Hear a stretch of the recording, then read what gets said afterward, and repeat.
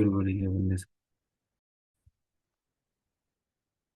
ಇವನಿಗೆ ಹೇಗೆ ಅರ್ಜುನನಿಗೆ ಯುದ್ಧರಂಗದಲ್ಲಿದ್ದ ಅರ್ಜುನನಿಗೆ ಆ ಜ್ಞಾನವನ್ನು ಬೋಧನೆ ಮಾಡಿದನೋ ಹಾಗೆ ಬ್ರಹ್ಮಜ್ಞಾನವನ್ನು ಉದ್ಧವನಿಗೆ ಬೋಧನೆ ಮಾಡಿದ.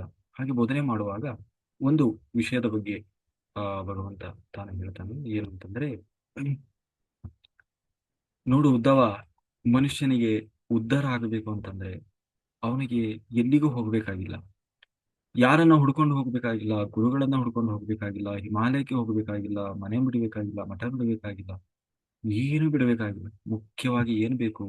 ನಾನು ಉದ್ಧಾರ ಆಗಬೇಕು ಅನ್ನುವ ಮನಸ್ಸು ಬೇಕು. ಮನಸ್ಸಿರ್ಬೇಕು, ಮನಸ್ಸು ಬೇರಬೇಕು. ಮನಸ್ಸೇ ಇಲ್ಲ ಅಂತಂದ್ರೆ ಏನಾಗ್ತದೆ? ನಾಳೆ ಮಾಡೋಣ, ನಾಡ್ದು ಮಾಡೋಣ, ಅಷ್ಟೇ ನಾಡ್ದು ಮಾಡೋಣ ಅಂತ ಹೇಳಿ ಮನಸ್ಸು ಏನ್ ಮಾಡ್ತಾ ಇರ್ತದೆ? ಮುಂದೂಡ್ತಾ ಇದೆ, ಸಮಯವನ್ನ ವ್ಯರ್ಥ ಮಾಡ್ತದೆ. ಯಾಕೆಂದ್ರೆ ಸಂಸಾರ ಅನ್ನುವುದೇ ಹಾಗೆ. ಇವತ್ತು ಇದಿದೆ, ಇದು ಮುಗಿತದಾಗನೇ ನಾಳೆ ಇನ್ನೊಂದು ರೆಡಿ ಇರ್ತದೆ. ಅದು ಮುಗಿತದಾಗನೇ ನಾಡ್ದು ಇನ್ನೂ ಒಂದು ರೆಡಿ ಇರ್ತದೆ. ಅದಕ್ಕೆ ಕೊನೆ ಎನ್ನುವುದಿಲ್ಲ. ನಾಳೆ ಅಲ್ಲ, ಈ ಕ್ಷಣ, ಈ ಕ್ಷಣವೇ ನನ್ನದು ಅಂತ ಹೇಳಿ ಜೀವಿಸಿ ಯಾರು ಕಾರ್ಯೋನ್ಮುಖನಾಗ್ತಾನೆ, ಆಗ ಅವನಿಗೆ ಪ್ರಕೃತಿ ಸಹಾಯಕ್ಕೆ ಬರ್ತದೆ. ಅವನಿಗೆ ಯಾವ ಗುರುಗಳ ಅವಶ್ಯಕತೆಯೂ ಇಲ್ಲ, ಯಾರೋ ಉಪದೇಶ ಮಾಡುವ ಅವಶ್ಯಕತೆ ಇಲ್ಲ, ಯಾರೋ ಬಂದು ಜ್ಞಾನ ಉಪದೇಶ ಮಾಡಬೇಕನ್ನೋ ಅವಶ್ಯಕತೆ ಇಲ್ಲ. ಅವನು ಏನ್ ಮಾಡ್ತಾನೆ? ಮನಸ್ಸು ಬರಬೇಕು. ಹಾಗಾಗಿ ಮನಸ್ಸಿರ್ಬೇಕಪ್ಪ. ಯಾಕೆಂದ್ರೆ ಕೃಷ್ಣ ಹೇಳಿದ ಜ್ಞಾನವನ್ನು ತಗೊಂಡು ಎಷ್ಟೋ ಜನ ಉದ್ಧಾರ ಆದರು. ಕೃಷ್ಣನ ಜ್ಞಾನವನ್ನು ನೋಡಿ, ಕೃಷ್ಣನನ್ನು ನೋಡಿ, ಅವನೊಬ್ಬ ಬ್ರಹ್ಮಜ್ಞಾನಿ, ಆತ್ಮಜ್ಞಾನಿ ಅನ್ನೋದನ್ನ ನೋಡಿ, ಅವನ ಬೋಧನೆಯನ್ನ ನೋಡಿ, ಅವನಿಂದ ಬೋಧನೆಯನ್ನ ಮಾಡಿಸಿಕೊಂಡು ಎಷ್ಟೋ ಜನ ಆತ್ಮಜ್ಞಾನಿಗಳಾದ್ರು, ಬ್ರಹ್ಮಜ್ಞಾನಿಗಳಾದ್ರು. ಅದೇ ಕಾಲಘಟ್ಟದಲ್ಲಿ ಇದ್ದಂತ ಎಷ್ಟೋ ಅಜ್ಞಾನಿಗಳು, ಮೂರ್ಖರು, ಅಧಮರು ಏನಾದ್ರು ಕೃಷ್ಣನನ್ನ ಬೈಕೊಳ್ತಾ, ಕೃಷ್ಣನನ್ನ ದ್ವೇಷ ಮಾಡ್ತಾ ಏನ್ ಮಾಡಿದ್ರು? ಅಧಮ ಸ್ಥಿತಿಗೆ ಹೋದ್ರು, ಜನ್ಮವನ್ನ ವ್ಯರ್ಥ ಮಾಡ್ಕೊಂಡ್ರು. ಯಾಕೆ? ಮನಸ್ಸಿರ್ಲಿಲ್ಲ. ಉಳಿದವರಿಗೆ ಮನಸ್ಸಿತ್ತು, ಧರ್ಮವನ್ನ ಆಶ್ರಯಿಸಿದ್ರು. ಹಾಗೆಯೇ ಮನುಷ್ಯನಿಗೆ ಮೊದಲು ಏನ್ ಬೇಕೋ? ಮನಸ್ಸು ಇರಬೇಕು. ನಾನು ಉದ್ಧಾರ ಆಗಬೇಕು, ನಾನು ನನ್ನ ಆತ್ಮಕ್ಕಾಗಿ ಕೃಷಿ ಮಾಡಬೇಕು, ನನ್ನ ಜೀವನವನ್ನು ಸಾರ್ಥಕ ಮಾಡ್ಕೊಳ್ಬೇಕು, ಈ ಜನ್ಮವನ್ನ ಸಾರ್ಥಕ ಮಾಡ್ಕೊಳ್ಬೇಕು ಅನ್ನುವ ಉದ್ಧಾರ ತುಡಿತಾ ಇರಬೇಕು. ಹಾಗೆ ಇದ್ದಂತಹ ಒಬ್ಬ ವ್ಯಕ್ತಿ ಯಾರು ಅಂದ್ರೆ ಯದು ಮಹಾರಾಜ. ಯದು, ಈ ಯಾದವ ವಂಶ ಬರ್ತದಲ್ವಾ, ಯಾದವ ವಂಶ, ಕುರು ವಂಶ, ಪುರುವಂಶ ಅಂತ ಹೇಳಿ ಆ ವಂಶದ ಮೂಲ ಪುರುಷ ಯಾರು ಅಂದ್ರೆ ಯಾದವ. ಯಾರು? ಯದು ಮಹಾರಾಜ. ಆ ಯದು ಮಹಾರಾಜ, ಅವನ ಕತೆ ತುಂಬಾ ಬರ್ತದೆ. ಆ ಆದ್ರೆ ಅವನ ಆ ಯದು ಮಹಾರಾಜ ತುಂಬಾ ಅನುಭವಿಸಿದ, ಜೀವನದಲ್ಲಿ ತುಂಬಾ ಸುಖವನ್ನು ಅನುಭವಿಸಿದ. ಹೆಣ್ಣಿನ ಸುಖವನ್ನ, ಸಾಮ್ರಾಜ್ಯದ ಸುಖವನ್ನು, ಪ್ರತಿಯೊಂದನ್ನು ಅನುಭವಿಸಿದ. ಒಂದು ರೀತಿಯಲ್ಲಿ ಹೇಳೋದಾದ್ರೆ ಅವನು ಆ ಸುಖವನ್ನು ಅನುಭವಿಸುವುದರಲ್ಲಿ ತುಂಬಾ ತುಂಬಾ ಆಸಕ್ತಿ ಹೊಂದಿದವನಾಗಿ ಎಲ್ಲ ರೀತಿಯಿಂದಲೂ ಅನುಭವಿಸಿದ. ಆದರೆ ಅವನಿಗೆ ಖುಷಿ ಅನ್ನೋದು ಸಿಗಲಿಲ್ಲ, ತೃಪ್ತಿ ಅನ್ನೋದು ಸಿಗಲಿಲ್ಲ. ಆದರೂ ದುಃಖ, ಅಸಮಾಧಾನ, ಅತೃಪ್ತಿ ಅನ್ನೋದು ಅವನನ್ನು ಕಾಡ್ತಾನೆ ಇತ್ತು. ಹಾಗೆ ಒಂದು ದಿನ ಹೋಗ್ತಾ ಇರುವಾಗ ಒಬ್ಬ ಯೋಗಿಗಳು ಕಂಡ್ರು. ಆ ಯೋಗಿಗಳು ಕಂಡಾಗ ಅವರಲ್ಲಿದ್ದಂತಹ ಚೈತನ್ಯ, ಆ ಸಂತೋಷ, ಆನಂದ, ಅದನ್ನೆಲ್ಲ ನೋಡಿ ಆ ಯದು ಮಹಾರಾಜ ಅವರಲ್ಲಿ ಪ್ರಶ್ನೆ ಮಾಡ್ತಾನೆ. ಆ ಯೋಗಿಗಳು ಯಾರಪ್ಪ ಅಂತಂದ್ರೆ ಅವಧೂತರು. ಅವಧೂತರು ಅಂತ ಹೇಳ್ತಾರೆ ಅವರು. ಯಾರು? ದತ್ತಾತ್ರೇಯರು. ದತ್ತಾತ್ರೇಯರನ್ನ ನೋಡಿ ಏನ್ ಮಾಡಿದ ಆ ಯದು ಮಹಾರಾಜ? ಹೋಗಿ ಪ್ರಶ್ನೆ ಕೇಳ್ತಾನೆ. ಸ್ವಾಮಿ, ನಾವು ಎಲ್ಲವನ್ನ ಅನುಭವಿಸಿದೀವಿ. ಹೆಣ್ಣಿನಿಂದ ಸುಖ ಇದೆ, ದುಡ್ಡಿನಿಂದ ಸುಖ ಇದೆ, ಸಾಮ್ರಾಜ್ಯದಿಂದ ಸುಖ ಇದೆ, ಹೆಂಡತಿ ಮಕ್ಕಳಿಂದ ಸುಖ ಇದೆ, ನಮ್ಮ ಬಂಧು ಬಾಂಧವರಿಂದ ಸುಖ ಇದೆ. ಅದನ್ನು ಪಡೆದರೆ ಸುಖ ಸಿಗ್ತದೆ, ಇದನ್ನು ಪಡೆದ್ರೆ ಸುಖ ಸಿಗ್ತದೆ, ಆನಂದ ಸಿಗ್ತದೆ ಅಂತ ಹೇಳಿ ಏನೇನೆಲ್ಲ ಇದೆಯೋ ಅದು ಎಲ್ಲ. ಯಾಕೆಂದ್ರೆ ಅವನು ಚಕ್ರವರ್ತಿ. ಯಾರು? ಯದುರಾಜ. ಇಡೀ ಭರತ ದೇಶವನ್ನು ಆಳಿದಂತಹ ಚಕ್ರವರ್ತಿ. ಅವನು ಹೋಗಿ ಕೇಳುವ ಮಾತು, ನಾನು ಎಲ್ಲವನ್ನ, ಇಡೀ ದೇಶ ಸಾಮ್ರಾಜ್ಯವನ್ನ ಆಳಿದೆ, ಇಡೀ ದೇಶವನ್ನ ಆಳಿದೆ. ಆದರೆ ನನಗೆ ಎಲ್ಲವೂ ತಾತ್ಕಾಲಿಕವಾಗಿತ್ತು. ಈಗ ಇನ್ನೂ ನನ್ನ ಮನಸ್ಸಿನಲ್ಲಿ ಆನಂದ ಅನ್ನೋದಿಲ್ಲ, ದುಃಖ ಅನ್ನೋದೇ ಕಾಡ್ತಾ ಇದೆ, ಅಸಮಾಧಾನ ಅನ್ನೋದೇ ಕಾಡ್ತಾ ಇದೆ. ಏನನ್ನ ಸಾಧಿಸಿದೆ ನಾನು? ಏನನ್ನ ಪಡೆದೆ ನಾನು? ಏನನ್ನ ಸಂಪಾದನೆ ಮಾಡಿದೆ? ಇಷ್ಟೆಲ್ಲ ಪಡೆದರೂ ನನಗೆ ಸಮಾಧಾನ ಇಲ್ಲ, ತೃಪ್ತಿ ಇಲ್ಲ. ಆದ್ರೆ ನೀವು, ನಿಮ್ಮ ಹತ್ರ ಸಾಮ್ರಾಜ್ಯ ಇಲ್ಲ, ನೀವು ಚಕ್ರವರ್ತಿಗಳಲ್ಲ, ಯಾವುದ ಕೊನೆಗೆ ಈಗ ಊಟಕ್ಕೆ ಏನ್ ಮಾಡ್ಬೇಕು ಅದು ಗೊತ್ತಿಲ್ಲ ಅವರಿಗೆ. ಹೀಗಿರುತ್ತೀರಿ, ಆದ್ರೆ ಎಷ್ಟು ಸಂತೋಷವಾಗಿದ್ದೀರಿ, ಎಷ್ಟು ಆನಂದವಾಗಿದ್ದೀರಿ, ನಿಮ್ಮ ಮುಖದಲ್ಲಿ ಏನೋ ತೇಜಸ್ಸಿದೆ. ಯಾವ ಚಿಂತೆ ಇಲ್ಲ ನಿಮಗೆ. ನಿಮ್ಮನ್ನು ನೋಡ್ತಾ ಇದ್ರೇನೆ ನನಗೆ ಆನಂದ ಆಗ್ತಾ ಇದೆ. ಇಷ್ಟು ಹೇಗೆ ನೀವು ಇದನ್ನು ಪಡೀಲಿಕ್ಕೆ ಸಾಧ್ಯ? ಯಾವುದರಿಂದ ಈ ಸುಖವು ಸಿಕ್ತು ನಿಮಗೆ? ನನಗೆ ಬೋಧನೆ ಮಾಡಿ, ನೀವು ನನಗೆ ಗುರುಗಳು ಅಂತ ಹೇಳಿದಾಗ ನಿಮ್ಮ ಗುರುಗಳು ಯಾರು? ನೀವು ಇಷ್ಟೆಲ್ಲ ಕಲ್ತಿದ್ದೀರಲ್ವಾ, ನಿಮಗೆ ಬೋಧನೆ ಮಾಡಿದ್ದ ಗುರುಗಳು ಯಾರು? ಅದನ್ನು ಹೇಗೆ ಕಲಿತ್ರಿ? ಏನು ತಿಳ್ಕೊಂಡು ನಮಗೂ ಸ್ವಲ್ಪ ತಿಳಿಸಿ. ನಮ್ಮ ದುಃಖ ನಿವಾರಣೆಯ ಮಾರ್ಗವನ್ನು ತಿಳಿಸಿ ಅಂತ ಹೇಳಿ ಆ ಯದು ಮಹಾರಾಜ ಆ ದತ್ತಾತ್ರೇಯರಲ್ಲಿ ಏನ್ ಮಾಡಿದ, ತನ್ನ ಅಳಲನ್ನ ತೋಡಿಕೊಂಡ. ಆಗ ದತ್ತಾತ್ರೇಯ ಗುರು ಹೇಳ್ತಾರೆ, ನೋಡಯ್ಯ, ನನಗೆ ಒಬ್ಬರಲ್ಲ ಇಬ್ಬರಲ್ಲ ತುಂಬಾ ಜನ ಗುರುಗಳಿದ್ದಾರೆ. ಒಬ್ಬರಲ್ಲ, ತುಂಬಾ ಜನ ಗುರುಗಳು. ಹಾಗೆ ಹೌದಾ, ಅಷ್ಟೊಂದು ಜನ ಗುರುಗಳಿದ್ದಾರೆ? ಹೌದು, ನನಗೆ ತುಂಬಾ ಜನ ಗುರುಗಳಿದ್ದಾರೆ. ಹಾಗಾದ್ರೆ ಯಾರ್ಯಾರು ಅವರು? ಯಾರ್ಯಾರಿಂದ ಏನೇನ್ ಕಲಿತೆ? ನಾನು ಹೇಳ್ತೀನಿ ಕೇಳು. ಆಗ ದತ್ತಾತ್ರೇಯರು ಹೇಳ್ತಾರೆ, ನೋಡು, ಮನುಷ್ಯನಿಗೆ ಉದ್ಧಾರ ಆಗಬೇಕು ಅನ್ನುವ ಮನಸ್ಸು ಮುಖ್ಯ. ಮನಸ್ಸು ಮನಸ್ಸು ಇತ್ತು ಅಂತಾದ್ರೆ ಅವನಿಗೆ ಯಾರನ್ನು ಹುಡುಕಿಕೊಂಡು ಹೋಗುವ ಅವಶ್ಯಕತೆ ಇಲ್ಲ. ಮತ್ತೆ ಅವನ ಸುತ್ತಮುತ್ತಲ ಇರುವ ಪರಿಸರ, ಪ್ರಕೃತಿಯೇ ಅವನಿಗೆ ಅವನ ಆತ್ಮವನ್ನ ಉದ್ಧಾರ ಮಾಡಿಕೊಳ್ಳುವ, ಅವನ ಆತ್ಮವನ್ನ, ಜನ್ಮವನ್ನ ಉದ್ಧಾರ ಮಾಡಿಕೊಳ್ಳುವ ಮಾರ್ಗದರ್ಶನವನ್ನು ನೀಡುತ್ತದೆ. ಹಾಗೆ ನಾನು ಕೂಡ ನನ್ನ ಮನಸ್ಸಿನಲ್ಲಿ ನಾನು ಅನ್ಕೊಂಡೆ, ನಾನು ಉದ್ಧಾರ ಆಗಬೇಕು, ನನ್ನ ಆತ್ಮವನ್ನು, ನನ್ನ ಜನ್ಮವನ್ನು ಸಾರ್ಥಕ ಮಾಡಿಕೊಳ್ಳಬೇಕು. ಈ ಅಸತ್ಯವಾದ ಆ, ಆ, ಅಲ್ಪವಾದಂತಹ ಲೌಕಿಕತೆಯಲ್ಲಿ ಮುಳುಗಬಾರದು ಅನ್ನುವುದನ್ನು ನಾನು ಅರ್ಥ ಮಾಡಿಕೊಂಡೆ. ಆಗ ನನಗೆ ಪ್ರಕೃತಿ ಪ್ರತಿಯೊಂದು ಕೂಡ ನನಗೆ ಶಿಕ್ಷಣವನ್ನು ನೀಡ್ತಾ ಹೋಗ್ತು. ಹಾಗೆ ಪ್ರಕೃತಿಯೇ ನನಗೆ ಗುರು. ಹಾಗೆ ಯಾವುದರಿಂದ ಏನೇನೆಲ್ಲ ಕಲಿತೆ, ಯಾರ್ಯಾರು ನನ್ನ ಗುರುಗಳು ಅನ್ನುವುದನ್ನು ಅವರು ಹೇಳ್ತಾ ಹೋಗ್ತಾರೆ. ಮೊದಲನೇ ಗುರು ಯಾರು? ಯಾರು? ಭೂಮಿ. ಭೂಮಿ ನನ್ನ ಮೊದಲನೇ ಗುರು. ಬರ್ಕೊಳ್ಳಿ, ಭೂಮಿ. ದತ್ತಾತ್ರೇಯರ ಮೊದಲ ಗುರು ಯಾರು? ಭೂಮಿ ಅಂತೆ. ಭೂಮಿಯಿಂದ ಏನನ್ನ ಕಲಿತೆ? ಭೂಮಿಯಿಂದ ನಾನು ಕಲಿತೆ. ಏನನ್ನು ಕಲಿತೆ? ಸಹಿಸಿಕೊಳ್ಳುವುದನ್ನು ಕಲಿತೆ. ಅಂದ್ರೆ ಸಹಿಸಿಕೊಳ್ಳುವುದನ್ನು ಕಲಿತೆ. ಭೂಮಿ ಏನ್ ಮಾಡಿದ್ರು ಸಹಿಸಿಕೊಳ್ತದೆ ಅಲ್ವಾ? ಈ ಭೂಮಿಗೆ ಇರುವ ಸಹನೆ ಯಾರಿಗೂ ಇಲ್ಲ. ಅದಕ್ಕೆ ಯಾರಾದರೂ ಏನನ್ನಾದರೂ ಸಹಿಸಿಕೊಂಡ್ರೆ, ಭೂದೇವಿ ಅಂತ ಹೇಳಿ ಸಹನೆ ಇದೆಯಮ್ಮ ನಿನಗೆ, ನೀನು ಖಂಡಿತ ನೀನು ಸಾಮಾನ್ಯ ಅಲ್ಲ ಅಂತ ನಾವು ಹೇಳ್ತೀವಲ್ವಾ. ಹಾಗೆ ಭೂಮಿಯನ್ನ ತಾಳ್ಮೆಗೆ, ಸಹನೆಗೆ ಪ್ರತೀಕ ಅಂತ ಹೇಳ್ತೀವಿ ಭೂದೇವಿಯನ್ನ. ಹಾಗೆ ಭೂದೇವಿಯಿಂದ ಕಲಿತ ತಾಳ್ಮೆಯಿಂದ ಗತ ಜನ್ಮದ ಕರ್ಮಗಳು, ಅಂದ್ರೆ ಪ್ರಾರಬ್ಧ ಕರ್ಮಗಳು ಏನಾದ್ರೂ ಇದ್ರೆ, ಅವು ಎಂತಹವುಗಳಾದ್ರೂ ಆಗಿರ್ಲಿ, ಸರಿ, ಎಷ್ಟು ಕಷ್ಟವಾದರೂ ಆಗಿರ್ಲಿ, ನಾನು ಅವುಗಳನ್ನ ಸಹಿಸಿಕೊಳ್ತೇನೆ ಅಂತ ಹೇಳಿ ದತ್ತಾತ್ರೇಯರು ಹೇಳ್ತಾ ಇದ್ದಾರೆ. ಏಕೆಂದ್ರೆ ಪ್ರಾರಬ್ಧ ಅನ್ನುವುದು ಬಂದಾಗ ಅದನ್ನು ತಪ್ಪದೆ ಅನುಭವಿಸಲೇಬೇಕಾಗ್ತದೆ ಅವರಿಗೆ ಅನ್ನುವುದು ಅವರಿಗೆ ತಿಳಿದು. ಹಾಗಾಗಿ ಅವರು ಏನ್ ಹೇಳ್ತಾ ಇದ್ದಾರೆ? ಸಹಿಸಿಕೊಂಡ್ರು. ಅದಕ್ಕೆ ದತ್ತಾತ್ರೇಯರು ಪ್ರಾರಬ್ಧ ಕರ್ಮಗಳಿಂದ ಯಾವ ಕಷ್ಟ ಬಂದರೂ ಏನ್ ಮಾಡಬೇಕು? ಸಹಿಸಿಕೊಳ್ಳಬೇಕು. ಅದನ್ನ ನಾನು ಭೂಮಿಯನ್ನು ನೋಡಿ ಕಲಿತೆ. ಕಷ್ಟ ಬಂತು ಅಂತ ಹೇಳಿ ಓಡಿ ಹೋಗಬಾರದು, ಪಲಾಯನ ಮಾಡಬಾರದು. ಕಷ್ಟವನ್ನ ಏನ್ ಮಾಡಬೇಕು? ಮೊದಲು ಎದುರಿಸಬೇಕು. ಹೇಗೆ ಎದುರಿಸಬೇಕು? ಧೈರ್ಯವಾಗಿ, ಸಂತೋಷದಿಂದ ಎದುರಿಸಬೇಕು. ಸಹನೆ ಇರಬೇಕು.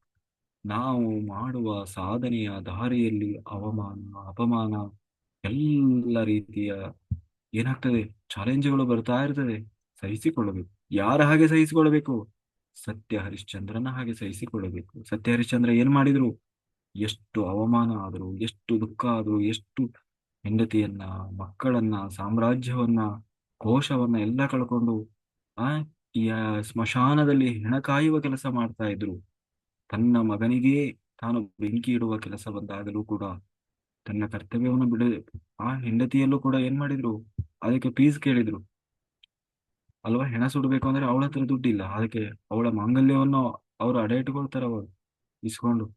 ಅಂದ್ರೆ ಅಂತಹ ಪರಿಸ್ಥಿತಿಯಲ್ಲೂ ಕೂಡ ಸತ್ಯವನ್ನು ಬಿಡಲಿಲ್ಲ, ಧರ್ಮವನ್ನು ಬಿಡಲಿಲ್ಲ ಅಲ್ವಾ? ಅಂದ್ರೆ ಸಹಿಸಿಕೊಂಡ. ಅಷ್ಟು ದುಃಖ, ಅಷ್ಟು ಅಸಮಾಧಾನ, ಅಷ್ಟು ಆ, ಏನು ಆ, ಕಷ್ಟ ಬಂದರೂ ಕೂಡ ಸತ್ಯ ಹರಿಶ್ಚಂದ್ರ ಏನ್ ಮಾಡಿದ್ರು?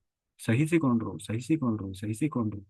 ಹಾಗಾಗಿ ಅವ್ರು ಏನಾದ್ರು ಇತಿಹಾಸವಾದ್ರು. ಇತಿಹಾಸವಾದ್ರು. ಹಾಗೆ ಧರ್ಮ ಅನ್ನೋದು ಅಷ್ಟು ಸಹಿಸಿಕೊಳ್ಳುವ ಗುಣವನ್ನು ನಾವು ಮೊದಲು ಅಳವಡಿಸಿಕೊಳ್ಳಬೇಕು. ಅಷ್ಟೇ ಅಲ್ಲ, ಭೂಮಿಯಿಂದ ಪರ್ವತಗಳು ಹುಟ್ಟಿದವು, ವೃಕ್ಷಗಳು ಹುಟ್ಟಿದವು. ಪರ್ವತಗಳನ್ನು ನೋಡಿ ಅವರು ಸ್ಥಿರತೆಯನ್ನ ಕಲಿತರು. ಗಾಳಿ ಮಳೆ ಬರಲಿ, ಸುನಾಮಿ ಬರಲಿ, ತುಫಾನುಗಳು ಬರಲಿ, ಎಷ್ಟೇ ಬಂದರೂ ಪರ್ವತಗಳು ಏನ್ ಮಾಡ್ತಾ ಇದ್ದಾವೆ? ಚಲಿಸದವೆ, ಚಲಿಸದೆ ಗಟ್ಟಿಯಾಗಿ ನಿಂತಿದ್ದಾವೆ. ಹಾಗೆ ನಾವು ಕೂಡ ನಮ್ಮ ಬದುಕಿನಲ್ಲಿ ಎಂತಹ ಕಷ್ಟಗಳು, ಅಸಮಾಧಾನ, ಎಂತಹ ಪರಿಸ್ಥಿತಿ ಬಂದ್ರು ಏನ್ ಮಾಡ್ಬೇಕು? ಪರ್ವತಗಳ ಹಾಗೆ, ಪರ್ವತಗಳ ಹಾಗೆ ಗಟ್ಟಿಯಾಗಿ ನಿಲ್ಲಬೇಕಂತೆ. ಹಾಗೆ ದತ್ತಾತ್ರೇಯರು ಕೂಡ ಏನು ಬಂದರೂ ಅಲುಗಾಡದಂತೆ ಇರಬೇಕು. ಪರ್ವತಗಳನ್ನು ನೋಡಿ ಕಲಿತೆ ನಾನು. ಹಾಗಾಗಿ ಮನುಷ್ಯರು ಏನ್ ಮಾಡ್ತಾರೆ? ಸಣ್ಣ ಸಣ್ಣ ಕಷ್ಟ, ಸಣ್ಣ ಸಣ್ಣ ಸಮಸ್ಯೆಗಳಿಗೆ ಕುಗ್ಗಿ ಹೋಗ್ತಾರೆ, ಸಣ್ಣ ಭೋಗಕ್ಕೆ ಗುಬ್ಬಿ ಹೋಗ್ತಾರೆ. ಹಾಗಾಗಿ ನಾವು ಏನ್ ಮಾಡಬೇಕು? ಪರ್ವತಗಳ ಹಾಗೆ ಇರುವುದನ್ನು ಕಲಿಬೇಕು. ಎರಡನೇ ಎರಡನೇ ಗುರು ಯಾವುದು? ನೀರು. ನೀರಿನಿಂದ ಕಲಿತೆ. ಏನನ್ನ ಕಲಿತೆ? ದತ್ತಾತ್ರೇಯರು ಹೇಳ್ತಾ ಇದ್ದಾರೆ, ಜಲದಿಂದ ಶುದ್ಧತ್ವವನ್ನು ಕಲಿತೇವೆ. ಅಂದರೆ ಪ್ರಪಂಚದಲ್ಲಿ ಎಷ್ಟೇ ರೀತಿಯ ಹೊಲಸುಗಳು ಮಾಲಿನ್ಯಗಳು ಇದ್ದರೂ ಕೂಡ ಆ ಹೊಲಸನ್ನ ಕೊಳೆಯನ್ನ ಯಾವುದರಿಂದ ತೊಳಿಬೋದು? ನೀರಿನಿಂದ ಶುದ್ಧ ಮಾಡುವುದು. ನಾವು ಪ್ರತಿನಿತ್ಯ ನಮ್ಮ ದೇಹವನ್ನು ಶುಭ್ರ ಮಾಡ್ಕೊಳ್ತೀವಿ. ಯಾವುದೇ ಒಂದು ವಸ್ತು ಏನಾದ್ರೂ ಹಾಳಾಗಿತ್ತು ಕೆಟ್ಟೋಗಿತ್ತು ಅಂದ್ರೆ ಏನ್ ಮಾಡ್ತೀವಿ? ನೀರಿನಿಂದ ತೊಳಿತೇವೆ ಅಲ್ವಾ? ಬಟ್ಟೆ ಗಲೀಜಾದ್ರೆ ನೀರಿನಿಂದ ತೊಳಿತೇವೆ. ಬಟ್ಟೆ ಗಲೀಜಾದ್ರೆ ಏನ್ ಮಾಡ್ತೀವಿ? ನೀರಿನಿಂದ ತೊಳಿತೇವೆ. ಎಷ್ಟೋ ವಸ್ತುಗಳು ಗಲೀಜಾದ್ರೆ ಎಲ್ಲವನ್ನ ಶುಭ್ರಗೊಳಿಸುವ ಶಕ್ತಿ ಯಾವುದಕ್ಕಿದೆ? ನೀರಿಗಿದೆ. ಹಾಗೆ ನೀರಿನಿಂದ ವಿಗ್ರಹಗಳಿಗೆ ಅಭಿಷೇಕ ಮಾಡ್ತಾರೆ, ಶುಚಿಗೊಳಿಸ್ತಾರೆ. ಗುಡಿ ಪ್ರಾಂಗಣ ಮನೆಯನ್ನ ಎಲ್ಲ ಶುಭ್ರಗೊಳಿಸ್ತಾರೆ. ನಾನು ಮನೆಯನ್ನ, ಅಡಿಗೆಯನ್ನ, ತಲೆಯನ್ನ, ವಸ್ತ್ರಗಳನ್ನ ನೀರಿನಿಂದ ಶುಚಿಗೊಳಿಸ್ತಾರೆ. ನೀರು ಇಲ್ಲದೆ ಯಾವುದನ್ನು ಶುಭ್ರಗೊಳಿಸ್ಲಿಕ್ಕೆ ಸಾಧ್ಯ ಇಲ್ಲ, ಜೀವಿಸ್ಲಿಕ್ಕೆ ಸಾಧ್ಯ ಇಲ್ಲ. ಹಾಗೆ ನೀರು ಇಲ್ಲದಿದ್ದರೆ ಜೀವರಾಶಿಯು ಕೂಡ ನಶಿಸಿ ಹೋಗ್ತವೆ. ಎಲ್ಲ ಜೀವರಾಶಿಗಳಿಗೆ ಆಹಾರವಾದ ವೃಕ್ಷ ಜಾತಿಗಳು ಕೂಡ ಹೇಗೆ ಬದುಕ್ತಾ ಇದ್ದಾವೆ?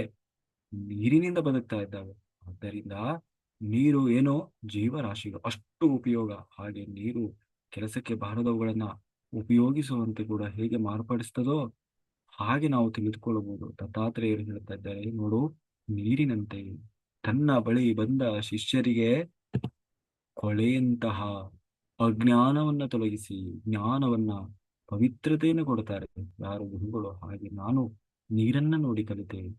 ಹಾಗೆಯೇ ಯೋಗಿಗಳು ತಮ್ಮ ಬಳಿ ಬಂದವರಿಗೆ ಏನ್ ಮಾಡ್ತಾರೆ? ಧ್ಯಾನದ ಮೂಲಕ, ಆತ್ಮ ಜ್ಞಾನದ ಮೂಲಕ ಏನ್ ಮಾಡ್ತಾರೆ? ಕತ್ತಲನ್ನು ತೊಲಗಿಸ್ತಾರೆ. ಅಜ್ಞಾನ ಎನ್ನುವ ಕತ್ತಲನ್ನು ತೊಲಗಿಸ್ತಾರೆ. ಜ್ಞಾನವೆನ್ನುವ ಬೆಳಕನ್ನು ಕೊಡ್ತಾರೆ. ಹಾಗಾಗಿ ಮಹಾತ್ಮರು, ಸದ್ಗುರುಗಳು ಏನ್ ಮಾಡಿದ್ರು? ಪತ್ರಿಜಿ ಗುರುಗಳು ಇರ್ಬೋದು, ಬುದ್ಧ ಭಗವಾನರು ಇರ್ಬೋದು, ಅಥವಾ ಮಹಾತ್ಮರೆಲ್ಲ ಏನ್ ಮಾಡಿದ್ರು? ಬಂದವರಿಗೆ ಆತ್ಮಜ್ಞಾನವನ್ನು ಹೇಳ್ತಾ ಇದ್ರು, ಧ್ಯಾನವನ್ನು ಹೇಳ್ಕೊಡ್ತಾ ಇದ್ರು. ಇನ್ನೇನೋ ಮಾಡಿ ಅವರಿಗೆ ಸಮಸ್ಯೆ ಪರಿಹಾರ ಮಾಡ್ತಾ ಇರ್ಲಿಲ್ಲ. ಅಂದ್ರೆ ನಿಜವಾಗಲೂ ಅವರ ಆತ್ಮದ ಉದ್ಧಾರದ ಮಾರ್ಗವನ್ನು ಸೂಚಿಸ್ತಾ ಇದ್ರು.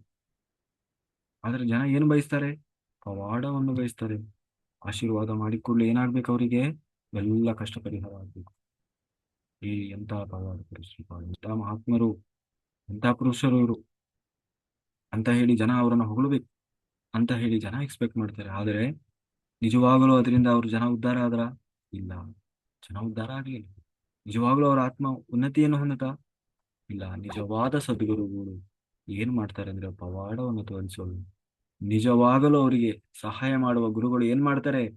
ಅವರ ಆತ್ಮದ ಉದ್ಧಾರದ ಮಾರ್ಗವನ್ನು ತೋರಿಸ್ತಾರೆ. ಆತ್ಮದ ಉದ್ಧಾರದ ಮಾರ್ಗವನ್ನು ತೋರಿಸ್ತಾರೆ. ಮೂರನೇ ಗುರು ಯಾರು? ಅಗ್ನಿ. ಅಗ್ನಿಯಿಂದ ನಾನು ಕಲಿತೆ. ಏನನ್ನು ನೋಡಿದೆ? ಅಗ್ನಿ ಏನ್ ಮಾಡ್ತದೆ? ಎಲ್ಲವನ್ನ, ಅಂದ್ರೆ ಒಳ್ಳೆಯವು ಕೆಟ್ಟವು ಯಾವುದನ್ನ ನೋಡಲ್ಲ, ಏನ್ ಮಾಡ್ತಾರೆ? ಭಸ್ಮ ಮಾಡಿ ಹಾಕ್ತದೆ ಅಲ್ವಾ? ಅದಕ್ಕೆ ಏನ್ ಬಿಸಾಕಿದ್ರು ಏನ್ ಮಾಡ್ತದೆ? ಅಗ್ನಿ ಸುಟ್ಟು ಭಸ್ಮ ಮಾಡ್ತದೆ. ಯಾವ ಪಕ್ಷಪಾತವೂ ಇಲ್ಲದೆ ಭಸ್ಮ ಮಾಡಿ ಹಾಕ್ತದೆ. ಹಾಗೆ ಧ್ಯಾನ ಯೋಗಿಗಳು ತನ್ನ ಕಷ್ಟಗಳನ್ನ, ಸುಖಗಳನ್ನ ಏನ್ ಮಾಡ್ತಾನೆ?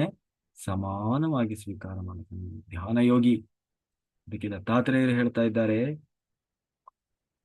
ಅಗ್ನಿಯಂತೆ ಒಳ್ಳೆಯದು ಕೆಟ್ಟದ್ದು ಎಂದು ನೋಡದೆ ಎಲ್ಲವನ್ನ ಸ್ವೀಕರಿಸ್ತಾರೆ. ಹಾಗೆ ನಾನು ಅಗ್ನಿಯಂತೆ ಎಲ್ಲವುದರ ಬಗ್ಗೆ ಸಮದೃಷ್ಟಿಯಿಂದ ಇರ್ತೇನೆ.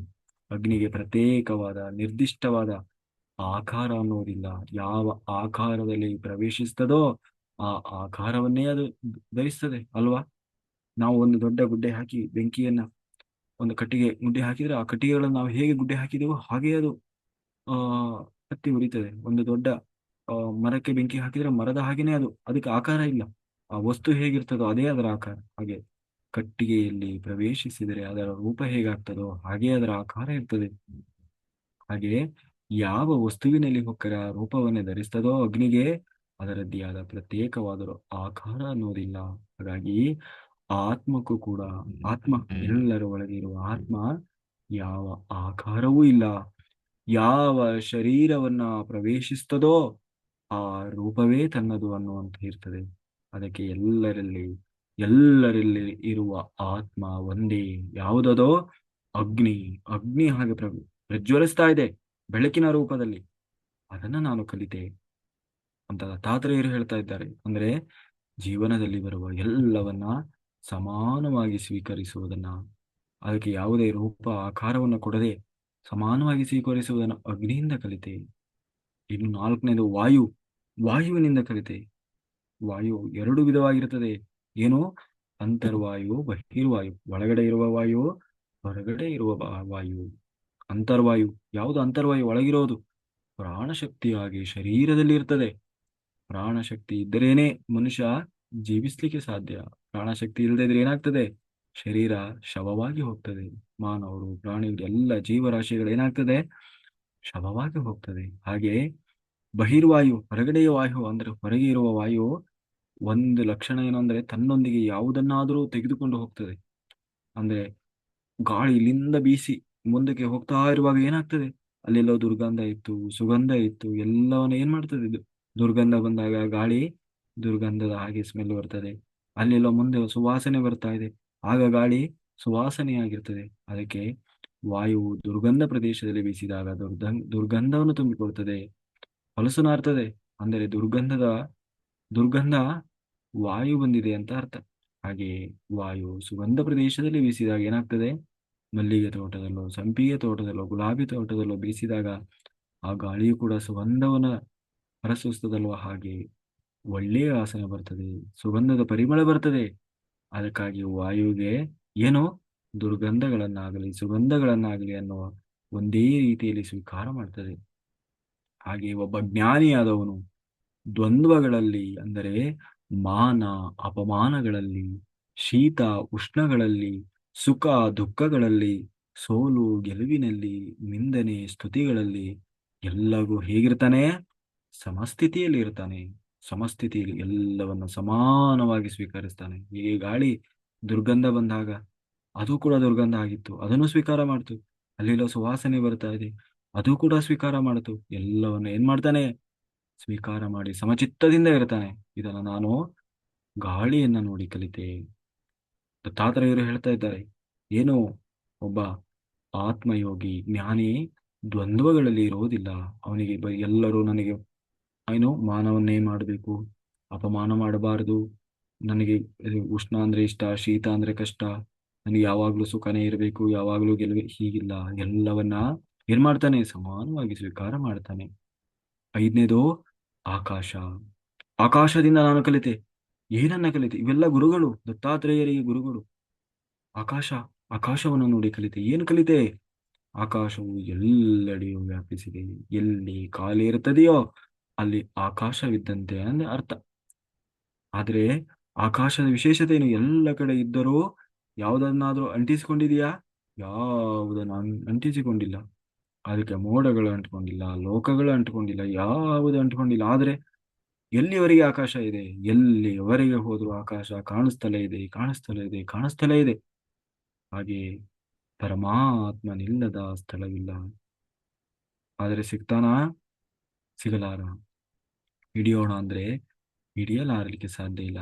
ಆಕಾಶದ ಹಾಗೆ ನಾನು ಆಕಾಶವನ್ನು ನೋಡಿ ಪರಮಾತ್ಮನನ್ನು ಕುರಿತು ತಿಳಿದುಕೊಂಡೆ. ನಾನು ಆಕಾಶವನ್ನು ನೋಡಿ ಪರಮಾತ್ಮನನ್ನ ನೋಡಿ ತಿಳ್ಕೊಂಡೆ. ಅವನು ಎಲ್ಲ ಕಡೆ, ಎಲ್ಲ ಕಡೆ, ಎಷ್ಟು ಹೋದರೂ ಎಷ್ಟು ನೋಡಿದರೂ ಅವನು ಎಲ್ಲ ಕಡೆ ಇದ್ದಾನೆ, ಎಲ್ಲ ಕಡೆ ಇದ್ದಾನೆ. ಆದರೆ ಅವನನ್ನು ಗುರುತಿಸ್ಲಿಕ್ಕೆ ಸಾಧ್ಯ ಇಲ್ಲ. ಅವನು ಯಾವುದಕ್ಕೂ ಅಂಟಿಕೊಂಡವನು ಅಲ್ಲ. ದತ್ತಾತ್ರೇಯರು ಪ್ರತಿಯೊಂದನ್ನು ಎಷ್ಟು ಸೂಕ್ಷ್ಮ ದೃಷ್ಟಿಯಿಂದ ಪರಿಶೀಲಿಸಿದರೂ ಆತನು ಪಂಚಭೂತಗಳಾದ ಭೂಮಿ, ನೀರು, ಅಗ್ನಿ, ವಾಯು, ಆಕಾಶಗಳನ್ನ ಎಚ್ಚರದಿಂದ ಪರಿಶೀಲಿಸಿ ಐದು ಎಲ್ಲ ಐದರಿಂದಲೋ 5 ರೀತಿಯ ಪಾಠಗಳನ್ನ ಕಲಿತ್ಕೊಂಡ್ರು. ಇಲ್ಲಿವರೆಗೆ ನಾನು ಹೇಳಿದ್ದು ಯಾವುದನ್ನ? ಪಂಚಭೂತಗಳನ್ನ ಅಲ್ವಾ? ಪಂಚಭೂತಗಳು, ಪಂಚಭೂತಗಳೇ ದತ್ತಾತ್ರೇಯರಿಗೆ ಗುರುಗಳಂತೆ. ಆರನೇದು ಚಂದ್ರನನ್ನ ನೋಡಿ ಕಲಿತೆ. ಏನು ಚಂದ್ರನನ್ನ ನೋಡಿ ಕಲಿತೆ?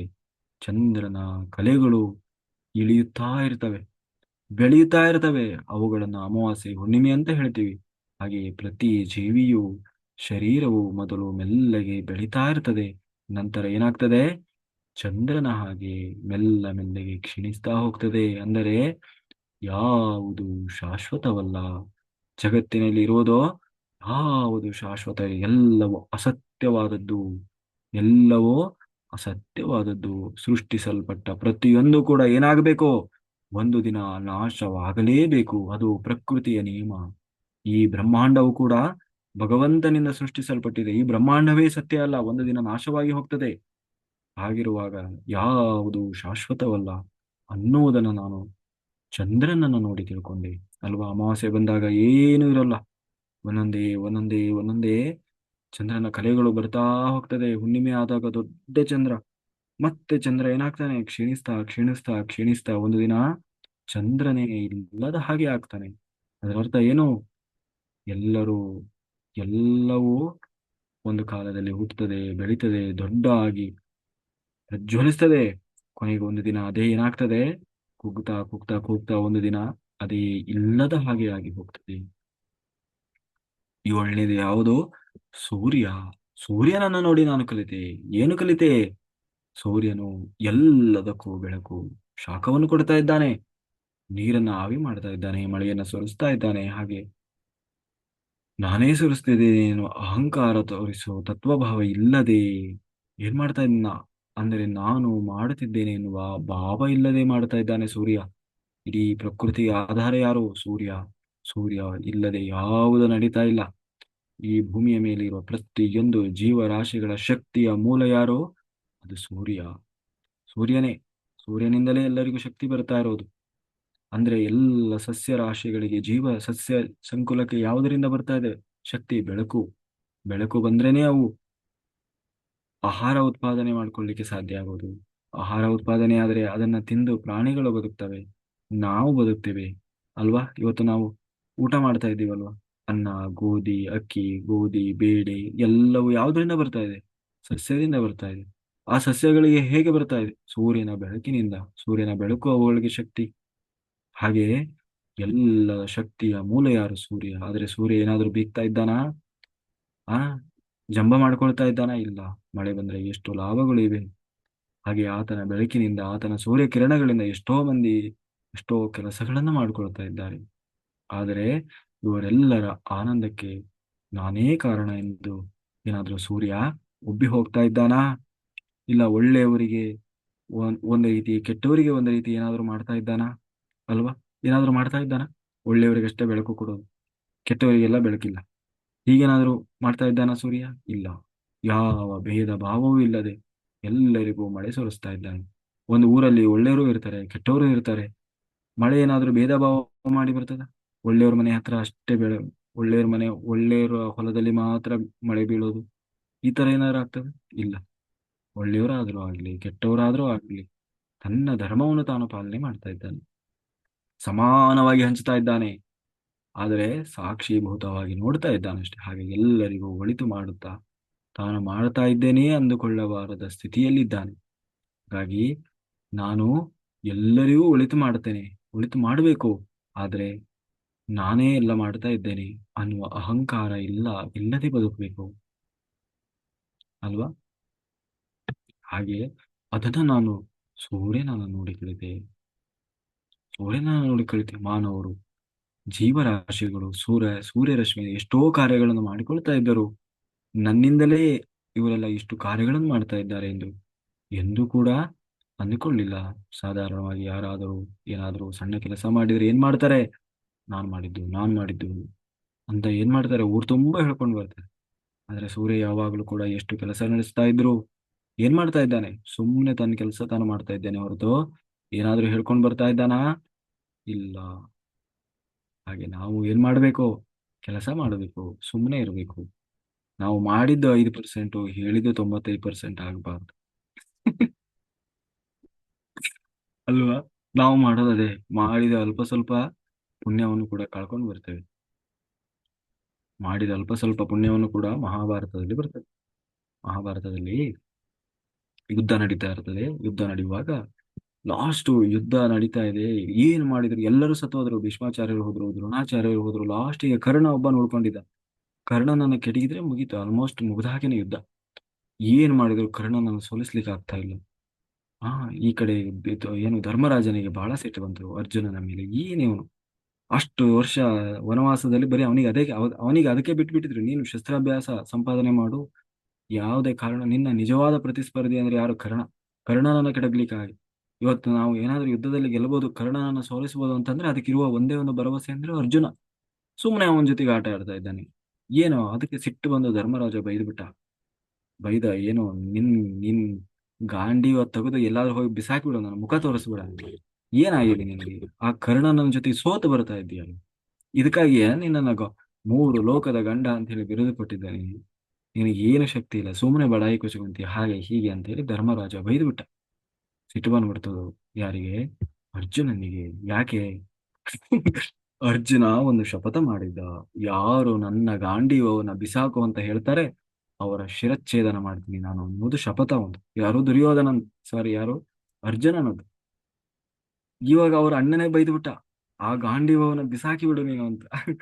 ಈಗ ಅವನಿಗೆ ಎರಡು ಬೇರೆ ದಾರಿ ಇಲ್ಲ, ಅವನನ್ನು ಶಿರಚ್ಛೇದನ ಮಾಡ್ಬೇಕು. ಧರ್ಮ ಸಂಕಟಕ್ಕೆ ಬಂತು. ಆಗ ಅದು ಅಂತ ಕೂತ್ಕೊಂಡ. ಏನ್ ಮಾಡೋದು ಕೃಷ್ಣ? ಈ- ಯಾಕೆಂದ್ರೆ ಹಿಂದೆ ಕ್ಷತ್ರಿಯರು ಎಲ್ಲ ತಾನು ಶಸ್ತ್ರಾಭ್ಯಾಸ ಆದ್ಮೇಲೆ ಒಂದೊಂದು ಶಪಥ ಮಾಡಬೇಕಿತ್ತು. ಯಾಕೆ ಶಪಥ ಅಂತಂದ್ರೆ ಅವರಲ್ಲಿ ಅಷ್ಟು ಧರ್ಮ ಜಾಗೃತವಾಗಿರ್ಬೇಕು ಅನ್ನೋದಕ್ಕೆ. ಅದಕ್ಕೆ ಧರ್ಮರಾಜನು ಒಂದು ಶಪಥ ಮಾಡಿದ್ದ. ಏನು ಅಂತಂದ್ರೆ, ನಾನು ಯಾರೇ ನನ್ನ ಪಗಡೆ ಆಟಕ್ಕೆ ಕರೆದ್ರು ನಾನು ಬರೋದಿಲ್ಲ ಅಂತ ಹೇಳೋದಿಲ್ಲ, ಹೋಗಿ ನಾನು ಅದರಲ್ಲಿ ಅಟೆಂಡ್ ಮಾಡ್ತೀನಿ. ಅದು ಅವನ ಶಪಥ. ಅದು ಎಂತ ಪರಿಸ್ಥಿತಿ, ಎಂತ ಸನ್ನಿವೇಶನಾದ್ರೂ ಆಗಿರಲಿ. ಭೀಮಸೇನ ಒಂದು ಶಪಥ ಮಾಡಿದ್ದ. ಏನು? ಯಾರಾದ್ರೂ ನನ್ನ ಮೀಸೆ ಬಗ್ಗೆ ಮಾತಾಡಿದ್ರೆ ಅವ್ರನ್ನ ತೆಗೆದು ಬಿಡ್ತೇನೆ ಅಂತ ಹೇಳಿ ಭೀಮಸೇನ. ಯಾಕಂದ್ರೆ ಹಿಂಗೆ ಮೀಸೆ ಬಿಟ್ಟಿದ್ನಂತ ಭೀಮಸೇನ. ನೀವು ಮೀಸೆ ಅಂದ್ರೆ ಬಹಳ ಇಷ್ಟ. ಕೊನೆಗೆ ಆ ಅರ್ಜುನ ತಾನು ಶಪಥ ಮಾಡಿದ್ದ. ಏನು? ಆ ಯಾರಾದ್ರೂ ನನ್ನ ಗಾಂಡೀವವನ್ನು ಬಿಸಾಕು ಅಂತ ಹೇಳಿದ್ರೆ ಅವರ ಶಿರಚ್ಛೇದನ ಮಾಡ್ತೇನೆ. ಭೀಷ್ಮಾಚಾರ್ಯರು ಕೂಡ ಶಪಥ ಮಾಡಿದ್ರು. ನನ್ನ ಜೀವ ಇರುವವರೆಗೂ ಕೂಡ ಹಸ್ತಿನಾಪುರದ ಸಿಂಹಾಸನದ ರಕ್ಷಣೆಗಾಗಿ ನಾನು ನಿಂತಿರ್ತೇನೆ ಆಮೇಲೆ ಅಂತ ಹೇಳಿ. ಹಾಗೆ ಒಬ್ಬೊಬ್ರು ಒಂದೊಂದು ಶಪಥ ಮಾಡ್ತಾ ಇದ್ರು. ಹಾಗೆ ಏನ್ ಮಾಡಿದ್ರು? ಈಗ ಅದು ಧರ್ಮರಾಜ ಸಿಟ್ಟು ಬಂದು ಬೈದು ಬಿಟ್ಟ. ಅದು ಸಹಜ. ಈಗ ಹತ್ಕೊಂತ ಕುತ್ಕೊಂಡ. ಕೃಷ್ಣ ಹೇಳ್ದ, ಈ ಏನ್ ಮಾಡೋದು, ಬೇರೆ ದಾರಿ ಇಲ್ಲ. ಅದಕ್ಕೆ ಅರ್ಜುನ ತಾನು ಒಂದು ನಮ್ಮ ಅಣ್ಣನಂತೂ ನನಗೆ ಸಹಿಸ್ಲಿಕ್ಕೆ ಸಾಧ್ಯ ಇಲ್ಲ, ಅದಕ್ಕೆ ನಾನು ಮಾತು ತಪ್ಪಿದವನಾದೆ, ನನ್ನ ಶಪಥವನ್ನು ನಾನು ಉಳಿಸ್ಕೊಳ್ಳಿಕ್ಕೆ ಆಗಿಲ್ಲ, ಅದಕ್ಕೆ ನಾನೇ ಸತ್ತೋಗ್ಬಿಡ್ತೇನೆ ಅಂತ ಹೇಳಿ ಅಳ್ತಾ ಕುತ್ಕೊಂಡ. ನಾನು ಆತ್ಮಹತ್ಯೆ ಮಾಡ್ಕೊಳ್ತೇನೆ. ಅದಕ್ಕೆ ಕೃಷ್ಣ ನೀನು ಅಪ್ಪಣೆ ಕೊಡು. ಆಗ ಕೃಷ್ಣ ನಗ್ತಾನೆ. ಅಲ್ಲಯ್ಯ, ಮನುಷ್ಯ ಹುಟ್ಟು ಸಾಯೋದು ಅಂದ್ರೆ ಏನು? ಜೀವ ತೆಗೆಯೋದೇ ಹುಟ್ಟು ಸಾವು ಅಂತ ಅನ್ಕೊಂಡ್ಯ? ಜೀವ ತೆಗೆದ್ರೆ ಮಾತ್ರ ಸಾಯ್ಬೇಕು ಅಂತ ಏನ್ ಅರ್ಥ ಇಲ್ಲ. ಅಥವಾ ಅದನ್ನ ಬಹಳಷ್ಟು ಮನುಷ್ಯ ಸಾಯ್ಲಿಕ್ಕೆ ಬೇಕಾದಷ್ಟು ವಿಧ ಇದ್ದಾವೆ. ಅದಕ್ಕೆ ನಿನಗೆ ಸಾಯ್ಲಿಕ್ಕೆ ಒಂದು ವಿಧ ಇದೆ ಹೇಳು ಅಂದ್ರೆ. ಈಗ ತುಂಬಾ ಮರ್ಯಾದೆಯಿಂದ ಬದುಕ್ತಾ ಇರೋವನಿಗೆ ಒಂದು ಏನಾದ್ರೂ ಕೆಟ್ಟ ಹೆಸರು ಬಂತು ಅಂದ್ರೆ ಅವನ ಪಾಲಿಗೆ ಅವನು ಸತ್ತ ಹಾಗೇನೆ ಅದು, ಅಲ್ವಾ? ಅವನ ಪಾಲಿಗೆ ಬದುಕಿದ್ರು ಅದು ಸಾವೇ ಅದು. ಹಾಗೆ ಅದಕ್ಕೆ ಕೃಷ್ಣ ಹೇಳ್ತಾನೆ ನೋಡು, ಯಾರು ತಮ್ಮ ಬಗ್ಗೆ ತಾವು ಕೊಚ್ಕೊಳ್ತಾರೆ, ತಮ್ಮ ಬಗ್ಗೆ ತಾವು ಕೊಚ್ಕೊಳ್ತಾರೆ, ಅವರು ಅವರ ಆತ್ಮಹತ್ಯೆಯನ್ನು ಮಾಡಿಕೊಂಡ ಹಾಗೆ. ಅವರು ಬದುಕಿದ್ರು ಅವರ ಅವರ ಆತ್ಮವನ್ನು ಅವರೇ ಹತ್ಯೆ ಮಾಡಿಕೊಂಡ ಹಾಗೆ. ಯಾರು ತಾವು ಮಾಡಿದ ಒಳ್ಳೆ ಕೆಲಸಗಳನ್ನ ಹೇಳ್ಕೊಂಡು ಬರ್ತಾರೆ, ನಾನು ಅಂತವ ಇಂಥವ ಅಂತ ಕೆಲಸ ಮಾಡಿದೆ, ಇಂಥ ಕೆಲಸ ಮಾಡಿದೆ, ಅವರು ಅವರನ್ನೇ ಅವರು ಹತ್ಯೆ ಮಾಡ್ಕೊಳ್ತಾ ಇದ್ದಾರೆ ಅಂತ ಅರ್ಥ. ಅದಕ್ಕೆ ಬೇರೆಯವರನ್ನ ದೊಡ್ಡವರನ್ನ ಮತ್ತೆ ಅವರನ್ನ ಮತ್ತೆ ಧರ್ಮರಾಜನನ್ನು ಕೊಲ್ಲಬೇಕಲ್ಲ. ಅದನ್ನ ಹೆಂಗ್ ಮಾಡೋದು? ಯಾರು ದೊಡ್ಡವರನ್ನ ನಿಂದನೆ ಮಾಡ್ತಾರೆ, ಬೈತಾರೆ, ಅದರ ಅರ್ಥ ದೊಡ್ಡವರನ್ನ ಕೊಂದ ಹಾಗೆ ಅರ್ಥ. ದೊಡ್ಡವರನ್ನ ಗುರುಗಳನ್ನ, ಉನ್ನತ ಸ್ಥಿತಿಯಲ್ಲಿ ಇರುವವರನ್ನ, ಆ ಜ್ಞಾನಿಗಳನ್ನ, ಯೋಗಿಗಳನ್ನ ಯಾರು ನಿಂದನೆ ಮಾಡ್ತಾರೆ, ಬರೀ ಬರೀ ನಿಂದನೆ ಅಲ್ಲ ಅದು, ಅವರನ್ನ ಕೊಂದ ಹಾಗೆ, ಕೊಂದ ಪಾಪ ಅವರಿಗೆ. ಅದಕ್ಕೆ ನೀನು ಎರಡನ್ನೂ ಮಾಡು. ನಿನ್ನ ಬಗ್ಗೆ ನೀನು ಕೊಚ್ಚಿಗೋ, ನೀನು ಸತ್ತಂಗ ಆಗ್ತದೆ. ಆಯ್ತಾ? ಆ, ನಿಮ್ಮ ಅಣ್ಣನ ಬೈದ್ ಬಿಡು ಚೆನ್ನಾಗಿ. ಸೊ ನಿಮ್ಮ ಅಣ್ಣನ ನೀನು ಕೊಂದ ಹಾಗೆ ಆಗ್ತದೆ ಅಂದ್ರೆ ನಿನ್ನ ಶಪಥವೂ ಉಳಿತು. ಆ, ಎರಡೂ ಆಗ್ತದಲ್ವಾ ಅಂದ್ರೆ. ಅದನ್ನೇ ಹೇಳೋದು ಏನಂತೀವಿ, ಆ ಆ ಆಪದ್ಧರ್ಮ ಅಂತ ಹೇಳಿ. ಆಪದ್ಧರ್ಮ ಅದು. ಹಾಗೆ ಧರ್ಮದಲ್ಲಿ ಬಹಳ ಸೂಕ್ಷ್ಮತೆ ಇದೆ. ಕೊನೆಗೆ ಆವಾಗ ಹಾಗೆ ನಾವು ಇದನ್ನ ಯಾಕೆ ಹೇಳಿದೆ ಅಂದ್ರೆ, ನಾವು ಮಾಡಿದ ಒಳ್ಳೆ ಕೆಲಸಗಳನ್ನ, ನಾವು ಮಾಡಿದ ಸತ್ಕರ್ಮಗಳನ್ನ ತೋರಿಸಿಕೊಳ್ಳಿಕ್ಕಾಗಿ ಅಂತ ಮಾಡಬಾರದು. ಯಾರು ಅದನ್ನು ಗುರುತಿಸ್ಲಿ ಎನ್ನುವ ಪ್ರಯತ್ನ ಮಾಡಬಾರದು. ಆ ಅಥವಾ ಯಾರಿಗೋಸ್ಕರ ನಾವು ಯಾರಪ್ಪ ನಮ್ಮನ್ನು ಯಾರು ಗುರುತಿಸ್ಲಿಲ್ಲ, ಪ್ರಶಂಸಿಸ್ಲಿಲ್ಲ, ಅಥವಾ ಯಾರೋ ಸನ್ಮಾನ ಮಾಡಬೇಕು, ಅದನ್ನು ಹೊಗಳಬೇಕು ಅಂತ ನಾವು ಯಾವತ್ತೂ ಬಯಸಬಾರದು. ನಮ್ಮ ಪಾಲಿನ ಧರ್ಮ ಅದು ಅಂತ ಹೇಳಿ ಮಾಡಿ ಹೇಗಿರಬೇಕು ಗೊತ್ತು? ಹೇಗಿರಬೇಕು? ಕೃಷ್ಣನ ಹಾಗೆ ಇರಬೇಕು. ಅಷ್ಟೆಲ್ಲಾ ಕೆಲಸ ಮಾಡಿದ್ರು ಕೃಷ್ಣ ಏನೂ ಇಲ್ಲದರ ಹಾಗೆ, ಏನೂ ಮಾಡದವನ ಹಾಗೆ ಧರ್ಮರಾಜನ ರಾಜಸೂಯ ಯಾಗದಲ್ಲಿ ಬಂದವರ ಕಾಲು ತೊಳೆಯುವ ಕೆಲಸ ಮಾಡ್ತಾ ಇದ್ನಂತೆ. ಏನ್ ಕೆಲಸ ಮಾಡ್ತಾ ಇದ್ದ? ಬಂದವರಿಗೆ ಹೊರಗಡೆ ನಿಂತ್ಕೊಂಡು ಕಾಲಿಗೆ ನೀರು ಕೊಡ್ತಾರೆ ಗೊತ್ತಾ? ಯೋಗಿಗಳು, ಋಷಿಮುನಿಗಳು ಎಲ್ಲ ಯಾಗಕ್ಕೆ ಬರ್ತಾ ಇದ್ರು. ಬಂದವರಿಗೆಲ್ಲ ಕೃಷ್ಣ ಏನ್ ಮಾಡ್ತಾ ಇದ್ದ? ಬ್ರಹ್ಮಜ್ಞಾನಿ, ಆತ್ಮಜ್ಞಾನಿಯಾದಂತಹ ಕೃಷ್ಣ ಏನ್ ಮಾಡ್ತಾ ಇದ್ದ? ಬಂದವರಿಗೆಲ್ಲ ಕಾಲಿಗೆ ನೀರ್ ಹಾಕಿ ಅವರು ಬಂದು ಯೋಗಕ್ಷೇಮ ವಿಚಾರಿಸ್ಕೊಳ್ತಾ ಇದ್ದ. ಅವರಿಗೆ ಆಸನವನ್ನು ಕೊಡ್ತಾ ಇದ್ದ. ಕಾಲಿಗೆ ನೀರು ಹಾಕಿ ಕಾಲು ತೊಳೆಯುವ ಕೆಲಸ ಯಾರ್ದು? ತುಂಬಾ ಸಣ್ಣ ಕೆಲಸ. ಅದು ತುಂಬಾ ನಾವು ತುಚ್ಛ ಅಂತ ಅನ್ಕೊಳ್ತೀವಿ. ಆದ್ರೆ ಎಲ್ಲಾ ಕೆಲಸಗಳು ಸಣ್ಣ ಕೆಲಸ ಅಂತ ಯಾರು ತಿಳ್ಕೊಂಡಿದ್ದಾರೋ ಅದೇ ಕೆಲಸ ನಾನು ಮಾಡ್ತೇನೆ. ಯಾಕೆ? ಕೆಲಸಗಳಲ್ಲಿ ದೊಡ್ಡದು ಸಣ್ಣದು ಒಳ್ಳೇದು ಅಂದ್ರೆ ಉಚ್ಚ ನೀಚ ಅನ್ನೋದಿಲ್ಲ. ನಮ್ಮ ಪಾಲಿಗೆ ಏನು ಕೆಲಸ ಬರ್ತದೋ ಅದನ್ನ ಪರಮಾತ್ಮನ ಕೆಲಸ ಅಂತ ಮಾಡಬೇಕು. ಅದಕ್ಕೆ ಎಲ್ಲರಿಗೂ ಒಂದೊಂದು ಕೆಲಸ ಕೊಟ್ಟಿದ್ದ. ಕೃಷ್ಣ ಕೊಟ್ಟು ತಾನು ಒಂದು ಕೆಲಸ ವಹಿಸಿಕೊಂಡಿದ್ದ. ಹಾಗೆ ನಾವು ಯಾವುದೇ ಕೆಲಸವನ್ನ ಭಗವಂತನ ಕೆಲಸ ಅಂತ ಹೇಳಿ ಮಾಡಿ ಹನುಮಂತನ ಹಾಗೆ ಇದು ಬಿಡಬೇಕು ಲಾಸ್ಟಿಗೆ. ಎಲ್ಲ ಕೆಲಸ ಮಾಡ್ಕೊಂಡು ಬಂದ. ಹೋಗಿ ಸೀತೆಯನ್ನ ದರ್ಶನ ಮಾಡಿ ಬಂದ. ಲಾಸ್ಟಿಗೆ ರಾಮನ ಹತ್ರ ಬಂದು ಬರ್ತಾರೆ. ಸೀತೆಯನ್ನ ಕಂಡಿರ. ಹನುಮಂತ ಕ್ಯೂ ಅಲ್ಲಿ ಲಾಸ್ಟಿಗೆ ಇದ್ದಾನೆ. ಇವರೆಲ್ಲರೂ ಹಾರಾಡ್ತಾ ಇದ್ದಾರೆ. ಹಾ, ಸೀತೆ ನೋಡ್ಕೊಂಡು ಬಂದ್ವಿ, ಸೀತೆ ಹಾಗಿದ್ದಾಳೆ ಹೀಗಿದ್ದಾಳೆ ಹಾಗಂದ್ಲಂತೆ ಹೀಗದಂತ ಎಲ್ಲ ಕಪಿಗಳು ರಾಮನ ಹತ್ರ ಹೇಳ್ತಾ ಇದ್ದಾರೆ. ಹೌದಾ, ಯಾರು ನೋಡ್ಕೊಂಡು ಬಂದವರು ಯಾರು? ಏ, ನಾನಲ್ಲ ನಾನಲ್ಲ. ಮತ್ತೆ ಇಲ್ಲಿದ್ದಾರೆ. ಹಾ, ಹನುಮಂತ ಅಲ್ಲಿದ್ದಾನೆ ನೋಡಿ. ನೋಡಿ ಬಂದವನು ಲಾಸ್ಟೇ ನಿಂತಿದ್ದಾನೆ. ಇವ್ರು ಅವನು ಅಲ್ಲಿ ನೋಡ್ಕೊಂಡು ಬಂದು ವಾರ್ತೆ ಹೇಳಿದ್ದಾನೆ ಕೇಳಿ ಇವ್ರು ಹಾರಾಡ್ತಾ ಇದ್ದಾರೆ. ಅಂದ್ರೆ ಇವರೇ ನೋಡ್ಕೊಂಡು ಬಂದಿರೋರು ಹಾಗೆ ನಾವೇ ನೋಡಿದೀವಿ. ನಾನು ಹಾಗೆ ಹಾಗೆ ಮಾಡಿಕೊಂಡು ಅವನು ನೋಡಿದರೂ ನೋಡಿದ ಹಾಗೆ ಎಲ್ಲೋ ಅವನು ಲೆಕ್ಕಕ್ಕೆ ಇಲ್ಲದ ಹಾಗೆ ಗಣನೆಗೆ ಇಲ್ಲದ ಹಾಗೆ ನಾವು ಇದ್ದು ಬಿಡಬೇಕು. ಆಗ ಏನಾಗ್ತದೆ? ಭಗವಂತ ನಮ್ಮನ್ನು ಗುರುತಿಸ್ತಾನೆ. ಜಗತ್ತು ಪ್ರಕೃತಿ ನಮ್ಮನ್ನು ಗುರುತಿಸ್ತದೆ. ನಿಜವಾಗಲೂ ಗುರುತಿಸಬೇಕಾದದ್ದು ಭಗವಂತನೇ ಹೊರತು ನಶ್ವರವಾದ ಅಸತ್ಯವಾದ ಮನುಷ್ಯರಲ್ಲ. ಈ ಜಗತ್ತಿನ ಜನಗಳಲ್ಲ. ಯಾರು ನಮ್ಮನ್ನು ಗುರುತಿಸಬೇಕು? ಭಗವಂತ ನಮ್ಮನ್ನು ಗುರುತಿಸಬೇಕು. ಅವನು ಗುರುತಿಸ್ತಾನೆ. ಅದಕ್ಕಾಗಿ ನಾವು ತೋರಿಸಿಕೊಳ್ಳುವ ಅವಶ್ಯಕತೆ ಇಲ್ಲ. ಅದಕ್ಕಾಗಿ ನಾವು ವೇದಿಕೆಗಳನ್ನು ಸೃಷ್ಟಿ ಮಾಡುವ ಅವಶ್ಯಕತೆ ಇಲ್ಲ. ಅದಕ್ಕಾಗಿ ನಾವು ನೋಡು ನಾನು ಮಾಡಿದ್ದೀನಿ ಅಂತ ತೋರಿಸಿಕೊಳ್ಳಿಕ್ಕಾಗಿ ಇನ್ನೇನು ಸ್ಟೇಟಸ್ ಹಾಕೋ ಅವಶ್ಯಕತೆ ಇಲ್ಲ. ವಾಟ್ಸಾಪ್ ಅಲ್ಲಿ ಸ್ಟೇಟಸ್ ಹಾಕ್ಬೇಕಾಗಿಲ್ಲ, ಶೇರ್ ಮಾಡ್ಬೇಕಾಗಿಲ್ಲ, ಗ್ರೂಪ್ ಎಲ್ಲ ಹಾಕೊಳ್ಬೇಕಾಗಿಲ್ಲ, ಏನು ಮಾಡ್ಬೇಕಾಗಿಲ್ಲ. ಭಗವಂತನಿಗೆ ಗೊತ್ತಾಗ್ತದೆ ಅಲ್ವಾ? ಹಾಗೆ ಎಂಟನೇದು ಆನೆ. ಆನೆಯಿಂದ ನೋಡಿ ಕಲಿತೆ ನಾನು. ಏನನ್ನ ನೋಡಿ ಕಲಿತೆ? ಆನೆಯನ್ನ ಆನೆಯನ್ನ ಹಿಡಿಯಬೇಕು ಅಂದ್ರೆ ಏನ್ ಮಾಡ್ತಾನೆ ಮಾವುತ? ಕೆಡ್ಡ ಕೆಡ್ಡ ಕೆಡ್ಡ ಹಾಕಿ ಹೆಣ್ಣು ಆನೆಯಿಂದ ಕೂಗಿಸ್ತಾರಂತೆ. ಕಾಡಲ್ಲಿ ಆನೆ ಇರ್ತಾವಲ್ವಾ? ಆನೆ ಹೆಂಗ್ ಹಿಡಿತಾರೆ ಅಂತ ಗೊತ್ತಾ? ಒಂದು ಹೆಣ್ಣಾನೆ ತಗೊಂಡು ಹೋಗ್ತಾರಂತೆ.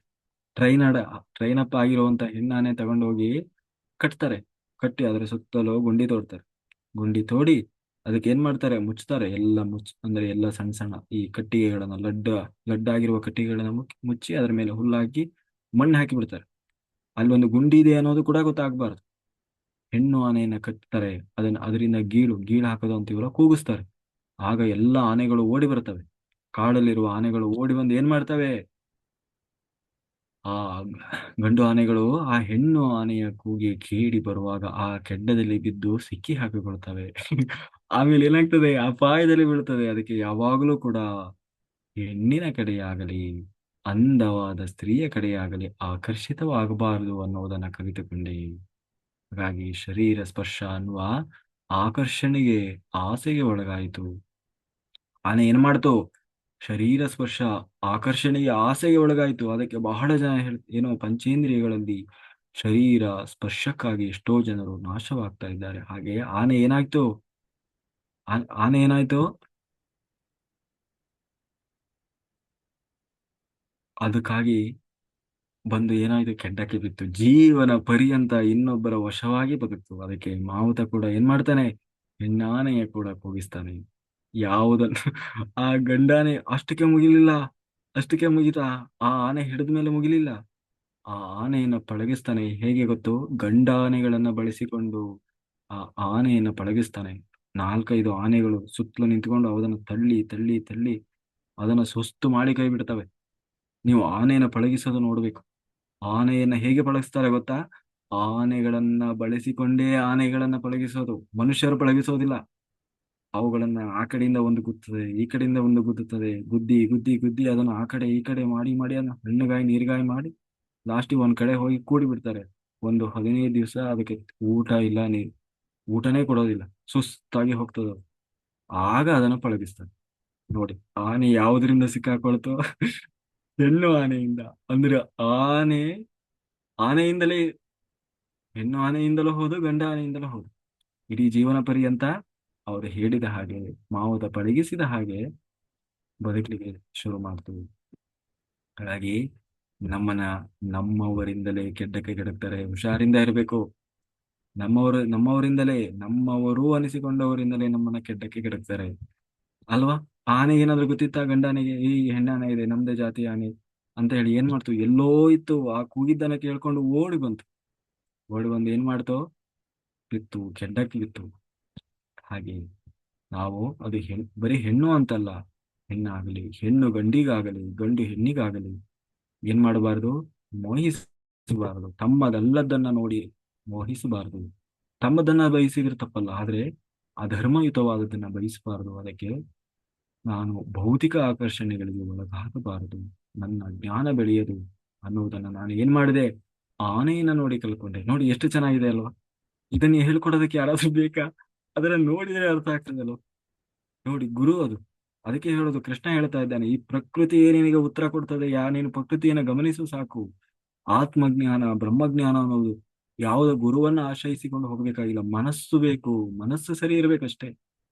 ಮನಸ್ಸು ಗಟ್ಟಿಯಾಗಿದ್ರೆ ಎಲ್ಲವೂ ಸಿಗ್ತದೆ. ಪ್ರಕೃತಿಯಲ್ಲೇ ಉತ್ತರ ಇದೆ. ಒಂಬತ್ತನೇದು, ಜೇನುಹುಳ. ಜೇನುಹುಳವನ್ನು ನೋಡಿ ನಾನು ಕಲಿತೆ. ಏನನ್ನ ಕಲಿತೆ? ಏನ್ ಕಲಿತೆ? ಜೇನುಹುಳಗಳನ್ನ, ಜೇನನ್ನ ನೋಡಿ ಕಲಿತೆ. ಎಷ್ಟು ಕೂಡಿಟ್ಟರೂ ಆ ಜೇನುಹುಳುಗಳು ಏನ್ ಮಾಡ್ತವೆ? ಕುಡಿಯೋದಿಲ್ಲ. ದುರಾಸೆ. ಕುಡಿತವೆ ಇಲ್ಲ ಅಂತಲ್ಲ, ಆದ್ರೆ ಕುಡಿಯದೆ ಅವಕ್ ಒಂದು ವೇಳೆ ಅಪಾಯ ಬಂತು, ಇನ್ನೇನು ಅದು ಕೈ ತಪ್ಪಿ ಹೋಗ್ತದೆ ಅನ್ನುವ ಸಂದರ್ಭ ಬಂದಾಗ ಜೇನುಹುಳುಗಳು ಏನ್ ಮಾಡ್ತವೆ? ಆ ತುಪ್ಪವನ್ನೆಲ್ಲ ಕುಡಿದು ಹಾರಿಬಿಡ್ತವೆ. ಆದ್ರೆ ಅಲ್ಲಿವರೆಗೂ ಅವು ಏನ್ ಮಾಡ್ತವೆ? ಹಾಗೆ ಕೂಡಿ ಇಡ್ತವೆ. ಏನಾಗ್ತದೆ ಅದು? ಯಾರೋ ಬಂದು ಜೇನು ಕುರುಬ ಬಂದು ಅದನ್ನ ತಗೊಂಡು ಹೋಗ್ತಾನೆ. ಅಂದ್ರೆ ಕಷ್ಟ ಒಬ್ಬರಾದ್ರೆ ಅನುಭವಿಸುವವರು ಬೇರೊಬ್ಬರು. ಅದಕ್ಕೆ ದನ ಎನ್ನುವುದು ಎಷ್ಟು ಕೂಡಿಟ್ಟರು, ಇಟ್ಟವರು ಉಪಯೋಗಿಸದೆ ಹೋದರೆ ಏನಾಗ್ತದೆ? ಏನಾಗ್ತದೆ? ಅವಶ್ಯಕತೆಗೆ ಮೀರಿ ಇರುವುದರಿಂದ ಏನಾಗ್ತದೆ? ಪರರಿಗೆ ಲೋಕ ಕಲ್ಯಾಣಕ್ಕೆ ಉಪಯೋಗಿಸದೆ ಹೋದರೆ, ಬೇರೆಯವರಿಗೋಸ್ಕರ ಲೋಕ ಕಲ್ಯಾಣಕ್ಕಾಗಿ ಹಣ ಸಂಪಾದನೆ ಬೇಡ ಅಂತ ಹೇಳ್ತಿಲ್ಲ. ನಿನಗೆ ಎಷ್ಟು ಬೇಕೋ ಅಷ್ಟು ಬಳಸಿ, ಉಳಿದಿದ್ದನ್ನ ನೀನು ಬಳಸದೆ ಏನಾದ್ರೂ ಕೂಡಿಟ್ರೆ, ಉಳಿದಿದ್ದನ್ನ ಲೋಕ ಕಲ್ಯಾಣಕ್ಕಾಗಿ, ಪರರಿಗಾಗಿ ಅಂತ ಬಳಸದೆ ನೀನು ಧನದಾಹಿಯಾಗಿ ಅದನ್ನು ಕೂಡಿಡ್ತಾ ಹೋದ್ರೆ ಏನಾಗ್ತದೆ ಗೊತ್ತು? ಇನ್ನೊಬ್ಬರ ವಶವಾಗಿ ಹೋಗ್ತದೆ. ಅದಕ್ಕೆ ಧನದ ಮೇಲೆ, ಸಂಪತ್ತಿನ ಮೇಲೆ, ಭೋಗಗಳ ಮೇಲೆ ಅತಿಯಾದ ದುರಾಸೆ ಇರಬಾರದು ಅನ್ನುವುದನ್ನ ಜೇನುಹುಳುವಿನಿಂದ ನಾನು ಕಲಿತೆ. ಜೇನುಹುಳುವಿನ ಸ್ಥಿತಿ ನಮಗಾಗಬಾರದು. ಇಡೀ ಜೀವನ ಪರ್ಯಂತ ಯಾವುದಕ್ಕಾಗಿ ಹೋರಾಟ ಮಾಡಿದ? ದುಡ್ಡಿಗಾಗಿ, ಒಂದು ಮನೆ ಕಟ್ಲಿಕ್ಕಾಗಿ ಅಂತ ಇಡೀ ಜೀವನ ಪರ್ಯಂತ ಹೋರಾಡಿದ. ಒಂದು ಸೈಟ್ ತಗೊಂಡ, ಒಂದು ಮನೆ ತಗೊಂಡ. ಒಂದು 50,000 ರೂಪಾಯಿ ಸೈಟು, ಒಂದು 50 ಲಕ್ಷ ರೂಪಾಯಿ ಸೈಟು, ಒಂದು 50 ಲಕ್ಷ ರೂಪಾಯಿ ಮನೆ, 1 ಕೋಟಿ ರೂಪಾಯಿ ಸಾಲ. ಅವನು ಇಡೀ ಜೀವನ ಪರ್ಯಂತ EMI ಕಟ್ಟಿ ಅದರಲ್ಲಿ ಒಂದು ಜೀವನ ಮುಗಿದೋಯ್ತು. ಏನು ಸಾಧಿಸಿದ? ಒಂದು ಸೈಟ್ ತಗೊಂಡ, ಒಂದು ಮನೆ ಕಟ್ಟಿದ, ಲಾಸ್ಟಿಗೆ ರಿಟೈರ್ಡ್ ಆದ. ಏನ್ ಮಾಡ್ತಾನೆ ಪಾಪ? ಆ? ಮೇಲ್ಗಡೆ ಒಂದು ಬಾಡಿಗೆ ಮನೆ, ಕೆಳಗಡೆ ಒಂದು ಮನೆ ಬಾಡಿಗೆ ಕೊಟ್ಟಿದ್ದಾನೆ. ಅದೇ ಅವನ ಜೀವನದ ಸಾಧನೆ. ಕೊನೆಗೊಂದು ದಿನ ಸತ್ತು ಹೋದ. ಮೇಲೆ ಹೋಗಿ ಕೇಳಿದ್ರು, ಏನಯ್ಯ ಸಾಧಿಸಿದೆ?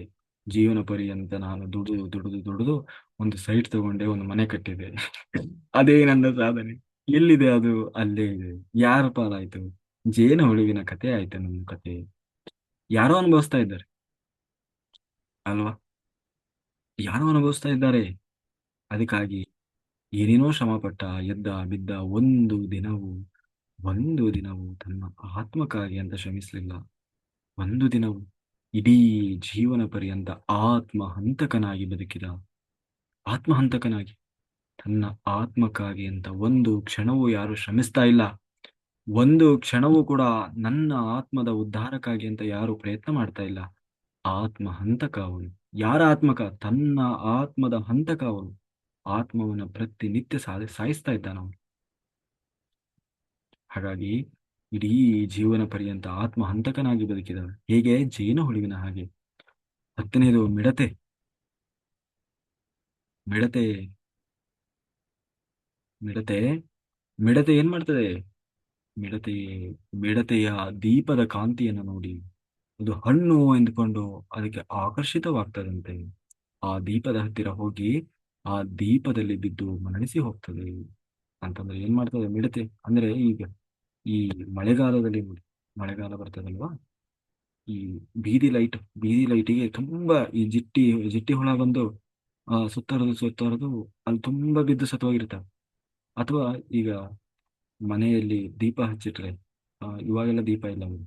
ಅಥವಾ ನೀವು ದೇವ್ರ ಮನೆಯಲ್ಲಿ ಏನಾದ್ರು ದೀಪ ಹಚ್ಚಿಟ್ರೆ ನೋಡಿ, ಲೈಟ್ ಆಫ್ ಆದ್ರೆ ಆ ದೀಪ ಮಾತ್ರ ಉರಿತಾ ಇರ್ತದಲ್ವಾ, ಅವಾಗ ಈ ಹುಳಗಳೆಲ್ಲ ಹೋಗಿ ಆ ದೀಪವನ್ನು ಹೋಗಿ ಆ ಅದು ಹಣ್ಣು ಅಂತಲ್ಲ ಅಥವಾ ಅದನ್ನೇನೋ ಹಿಡಿಯೋದಕ್ಕೂ ಏನೋ ಹೋಗ್ತವೆ. ಕೊನೆಗೆ ಅದು ಸುಟ್ಟು ಅದೇ ಎಣ್ಣೆಯಲ್ಲಿ ಬಿದ್ದು ಸತ್ತು ಹೋಗ್ತವೆ. ನೋಡಿದೀರ? ಹಾಗೆ ಮಿಡತೆಯ ಕಥೆ ಆಯ್ತು ನಂದು. ಆ ಮಿಡತೆಯನ್ನ ನೋಡಿ ಕಲಿತೆ ನಾನು. ಏನ್ ಮಾಡಬಾರ್ದು, ಭ್ರಮಿಸಬಾರ್ದು. ಆಕರ್ಷಣೀಯ ಅಂದ್ರೆ ಅದಕ್ಕಾಗಿ ಅಂದವಾದ ಆಕರ್ಷಣೀಯವಾದ ವಸ್ತುಗಳನ್ನು ನೋಡುತ್ತಾ ಇದು ಬೇಕು ಅದು ಬೇಕು ಎಂದು ಏನ್ ಮಾಡಬಾರದು, ಆದ್ರೆ ಹಿಂದೆ ಬಿದ್ದರೆ ಅಪಾಯದಲ್ಲಿ ಬೀಳ್ತೇವೆ ಅನ್ನುವ ಸತ್ಯವನ್ನ ನಾನು ಮಿಡತೆಯನ್ನು ನೋಡಿ ತಿಳಿದುಕೊಂಡೆ. ಆ ದೀಪ ನೀವು ತುಂಬಾ ಚೆನ್ನಾಗಿದೆ ಸುಂದರವಾಗಿದೆ ಅಂತ ಹೇಳಿ ಆ ಚಿಟ್ಟೆಗಳೆಲ್ಲ ಏನ್ ಮಾಡ್ತವೆ, ಆ ದೀಪದ ಉರಿತಾ ಇರ್ತದಲ್ವಾ, ಅದನ್ನ ತಿನ್ಲಿಕ್ಕೆ ಹಿಡಿಲಿಕ್ಕೆ ಹೋಗ್ತಾವಂತೆ. ಅವಾಗ ಏನಾಗ್ತದೆ, ಆ ದೀಪಕ್ಕೆ ಬಿದ್ದು ಆ ಬೆಂಕಿಗೆ ಪುಕ್ಕ ಸುಟ್ಟುಕೊಂಡು ಅಲ್ಲೇ ಬಿದ್ದು ಸಾಯ್ತವೆ. ಆ ದೀಪದ ಸುತ್ತು ನೋಡಿ ಬಿದ್ದು ಸತ್ತಿರ್ತವೆ, ಅಥವಾ ಬೆಳಕಿನ ಸುತ್ತಲೂ ಬಿದ್ದು ಸತ್ತೋಗಿರ್ತವೆ. ಮೊದಲೇ ಅದು ಹೈ ವೋಲ್ಟೇಜ್ ಅಲ್ಲಿ ಅದು ಎಲ್ಲ ಇನ್ನು ಬಿಸಿಯಾಗಿರ್ತದೆ, ಯಾವುದು ಬೀದಿ ಲೈಟ್, ಅದಕ್ಕೆಲ್ಲ ಹೋಗಿ ಇವೆಲ್ಲ ಮುತ್ಕೊಳ್ತವೆ.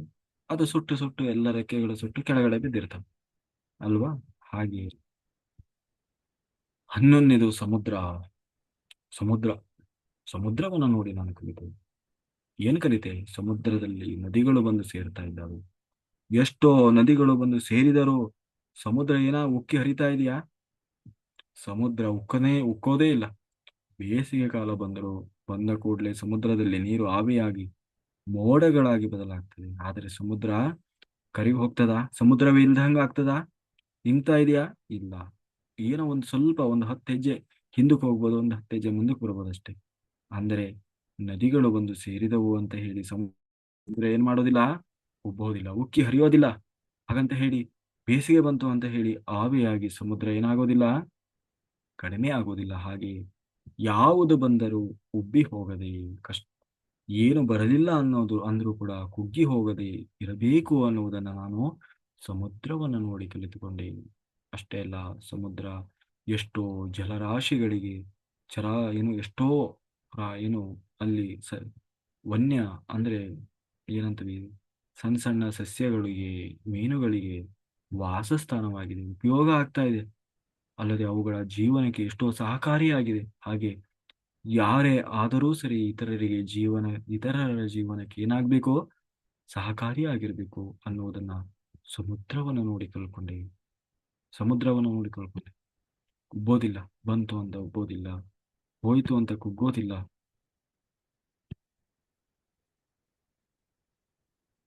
ಹನ್ನೊಂದನೇದು ಹೆಬ್ಬಾವು. ಹೆಬ್ಬಾವನ್ನ ನೋಡಿ ಕಲ್ಕೊಂಡೆ. ಹೆಬ್ಬಾವು ಏನ್ ಮಾಡ್ತದೆ, ತನಗೆ ಏನು ಸಿಗ್ತದೋ ಅದನ್ನ ತಿಂದು ಬದುಕ್ತದೆ. ಆಹಾರಕ್ಕಾಗಿ ತನ್ನ ಜೀವನದಲ್ಲಿ ಸ್ವಲ್ಪವೂ ಪ್ರಯತ್ನ ಮಾಡದೇ ಇರುವ ಪ್ರಾಣಿ ಅಂದ್ರೆ ಹೆಬ್ಬಾವಂತೆ. ಆಹಾರಕ್ಕಾಗಿ ಸ್ವಲ್ಪವೂ ಪ್ರಯತ್ನ ಮಾಡಲ್ಲಂತೆ, ಹುಡುಕಿಕೊಂಡು ಹೋಗೋದಿಲ್ಲಂತೆ.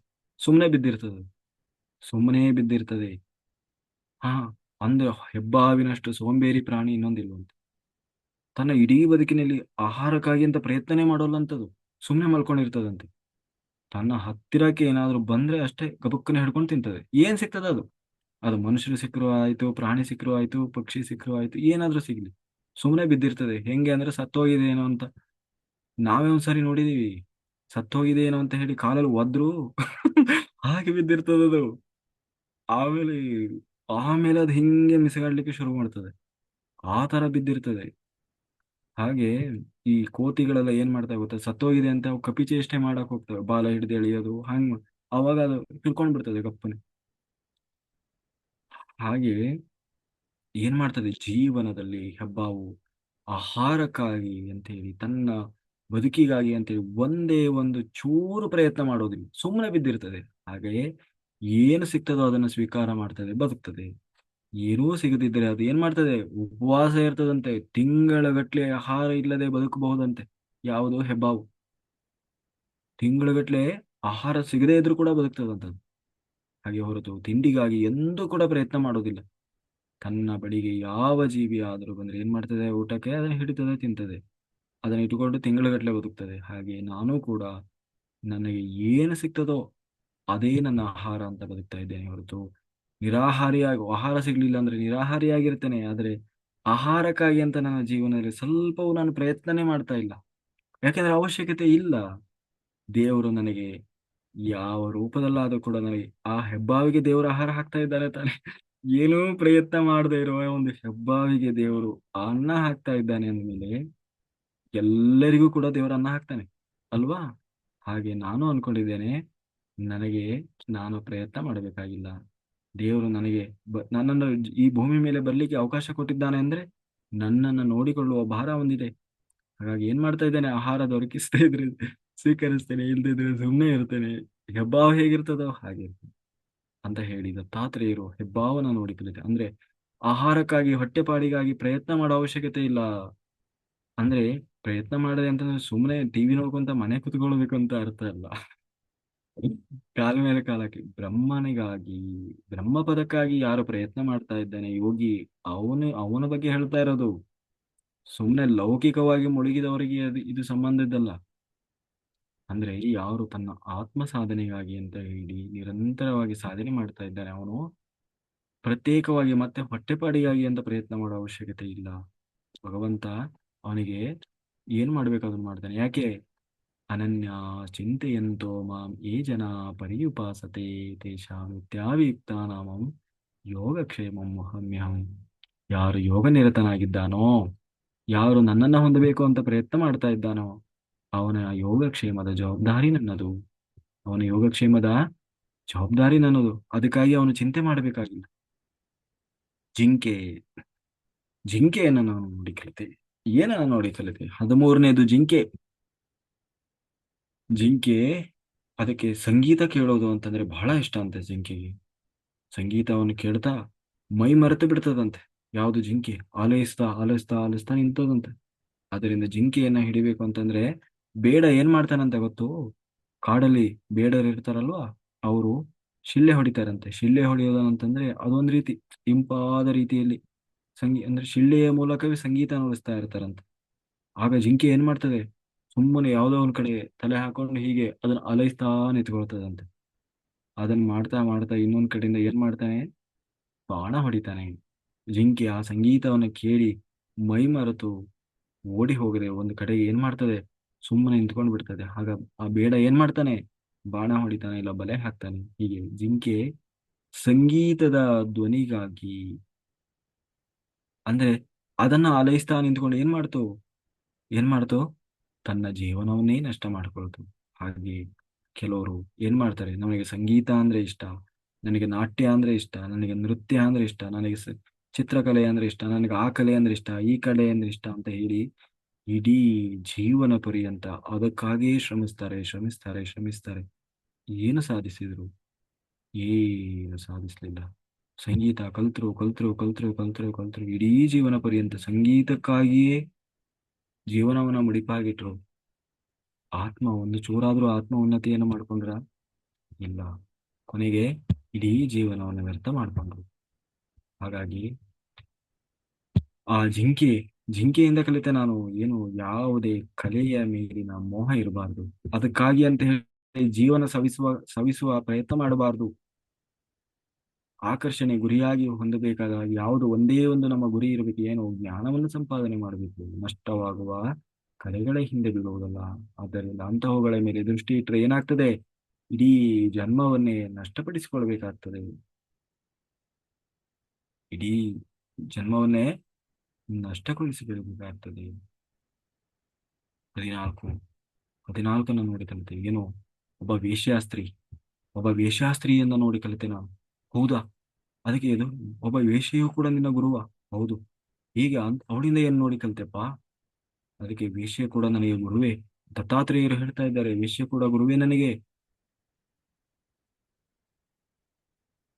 ಒಬ್ಬ ವೇಶ್ಯೆ ಕೂಡ ಆತನಿಗೆ ಗುರುವೇ. ಹೇಗೆಂದ್ರೆ ಒಂದು ಬಾರಿ ಅವರು ಹೋಗ್ತಾ ಇದ್ರಂತೆ. ಪಿಂಗಳ ಅನ್ನುವಂತ ಒಬ್ಬ ವೇಶ್ಯೆ ಬೆಳಗಿನ ಜಾವದವರೆಗೂ ತಾನು ಯಾರಾದ್ರೂ ಆ ವಿಟರಿಗೆ ಅಂತಂದ್ರೆ ಆ ಅವಳನ್ನ ಬಯಸಿ ಹೋಗುವವರಿಗೆ ಕಾಯ್ತಾ ಇದ್ಲಂತೆ.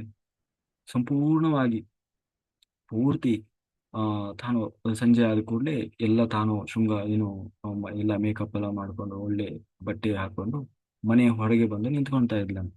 ಯಾರಾದ್ರೂ ಗಿರಾಕಿಗಳು ಬರ್ತಾರೆ ಕಾಯ್ತಾ ಇರ್ತಿದ್ಲಂತೆ. ಇಡೀ ಜೀವನ ಅವಳದು ಅದೇ ಕೆಲಸ. ಹೊರಗಡೆ ಬರೋದು, ಕಾಯ್ತಾ ನಿಂತ್ಕೊಳ್ಳೋದು, ಯಾರಾದ್ರೂ ಪಾರ್ಟಿ ಬರ್ತಾರ ಅಂತ ನೋಡೋದು. ಆಮೇಲೆ ಯಾರು ಬರ್ತಾರೆ ಅವರಿಗೆ ಅವಳು ಸೇವೆ ನೀಡೋದು. ಹೀಗೆ ಅವಳ ಜೀವನ ನಡೀತಾ ಇತ್ತು, ನಡೀತಾ ಇತ್ತು. ಒಂದು ದಿವಸ ಹೀಗೆ ನಿಂತಿದ್ಲಂತೆ. ಎಷ್ಟು ಕಾದ್ರು, ರಾತ್ರಿ ಪೂರ್ತಿ ಕಾದ್ರು, ಬೆಳಿಗ್ಗೆ ಆದ್ರೂ ಯಾರು ಬರ್ಲಿಲ್ಲ. ಆಗ ಇದ್ದಕ್ಕಿದ್ದಾಗೆ ಅವಳಿಗೆ ಅನಸ್ತಂತೆ, ಯಾರಿಗೋಸ್ಕರ ನಾನು ಕಾಯ್ತಾ ಇದ್ದೇನೆ. ಯಾಕೆಂದ್ರೆ ಆಗ್ಲೇ ವಯಸ್ಸಾಯ್ತು, ವಯಸ್ಸಾಗಿದೆ, ಸುಮಾರು ವಯಸ್ಸಾಗಿದೆ, ವಯಸ್ಸಾಯ್ತು. ಅವಳಿಗೆ ಅನಸ್ತಂತೆ, ಇಡೀ ಜೀವನವನ್ನು ನಾನು ಯಾರಿಗೋಸ್ಕರ ಕಾಯ್ದೆ, ಯಾರನ್ನ ತೃಪ್ತಿಪಡಿಸ್ಲಿಕ್ಕಾಗಿ ನಾನು ಪ್ರಯತ್ನ ಮಾಡಿದೆ. ಯಾರೋ ಕಂಡವರು, ಅದು ಕೇವಲ ದೇಹ ಸುಖಕ್ಕಾಗಿ. ಇಡೀ ಜೀವನ ಯಾರನ್ನೋ ತೃಪ್ತಿಪಡಿಸ್ಲಿಕ್ಕಾಗಿ ಅಂತ ನಾನು ಯಾರಿಗೋಸ್ಕರನೋ ಕಾದು ಜೀವನ ಸವಿದನಿಲ್ವಾ.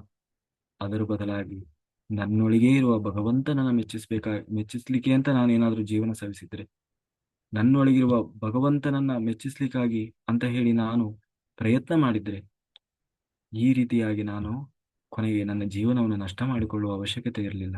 ಆದರೆ ಈಗೇನಾಯ್ತು, ಇನ್ನಾದರೂ ನಾನು ಯಾರನ್ನ ಮೆಚ್ಚಿಸಿ ಏನು ಮಾಡಬೇಕಾಗಿದೆ? ಇನ್ನು ಮುಂದೆ ನನ್ನ ಒಳಗೆ ಇರುವ ಪರಬ್ರಹ್ಮನನ್ನ, ಭಗವಂತನನ್ನ ಮೆಚ್ಚಿಸ್ಲಿಕ್ಕಾಗಿ ಅಂತ ಹೇಳಿ ನಾನು ಬದುಕ್ತೇನೆ. ಬೇರೆ ಯಾರು ನನಗೆ ಬೇಕಾಗಿಲ್ಲ, ಬೇರೆ ಯಾರು ನನಗೆ ಬೇಕಾಗಿಲ್ಲ. ಕೊನೆಗೆ ಹಾಗಾಗಿ ಈಗ ನನಗೆ ವಯಸ್ಸಾಗಿದೆ. ಈಗ ನನಗೆ ಯಾರಿಗೂ ನಾನು ಬೇಕಾಗಿಲ್ಲ. ಮೊದಲು ಎಲ್ಲರಿಗೂ ನನ್ನನ್ನು ಬಯಸಿ ಬರ್ತಾ ಇದ್ರು. ಹೀಗೆ ಕೇವಲ ನನ್ನ ದೇಹ ಸುಖವನ್ನು ನೋಡಿ ಬಯಸ್ತಾ ಇರುವ ಈ ಜನರಿಗಾಗಿ ನಾನು ಬದುಕಿದೆ ಅಲ್ವಾ. ಇಡೀ ಜನ್ಮವನ್ನು ನಾನು ವ್ಯರ್ಥ ಮಾಡಿಕೊಂಡೆ. ಇನ್ನು ಮುಂದೆ ನಾನು ಹಾಗೆ ಮಾಡಬಾರದು. ನನ್ನ ಇಡೀ ಬದುಕಿನಲ್ಲಿ ಯಾರಿಗಾಗಿ ಬದುಕಬೇಕೋ, ನನ್ನ ಒಳಗೆ ಇರುವ ಭಗವಂತನನ್ನ ಮೆಚ್ಚಿಸ್ಲಿಕ್ಕಾಗಿ, ಆ ಭಗವಂತನಿಗಾಗಿ ಮಾತ್ರ ನನ್ನ ಜೀವನ ಇರಬೇಕು ಅಂತ ಹೇಳಿ ಅವತ್ತಿನಿಂದಲೇ ಏನ್ ಮಾಡಿಲ್ಲಂತೆ, ಸಾಧನೆ ಮಾಡ್ಲಿಕ್ಕೆ ಶುರು ಮಾಡಿಲ್ಲಂತೆ. ಹಾಗಾಗಿ ನಾವು ಏನು ಮಾಡುವ, ಅವಳಿಂದ ನಾನು ಏನು ಕಲಿತೆ ಗೊತ್ತಾ?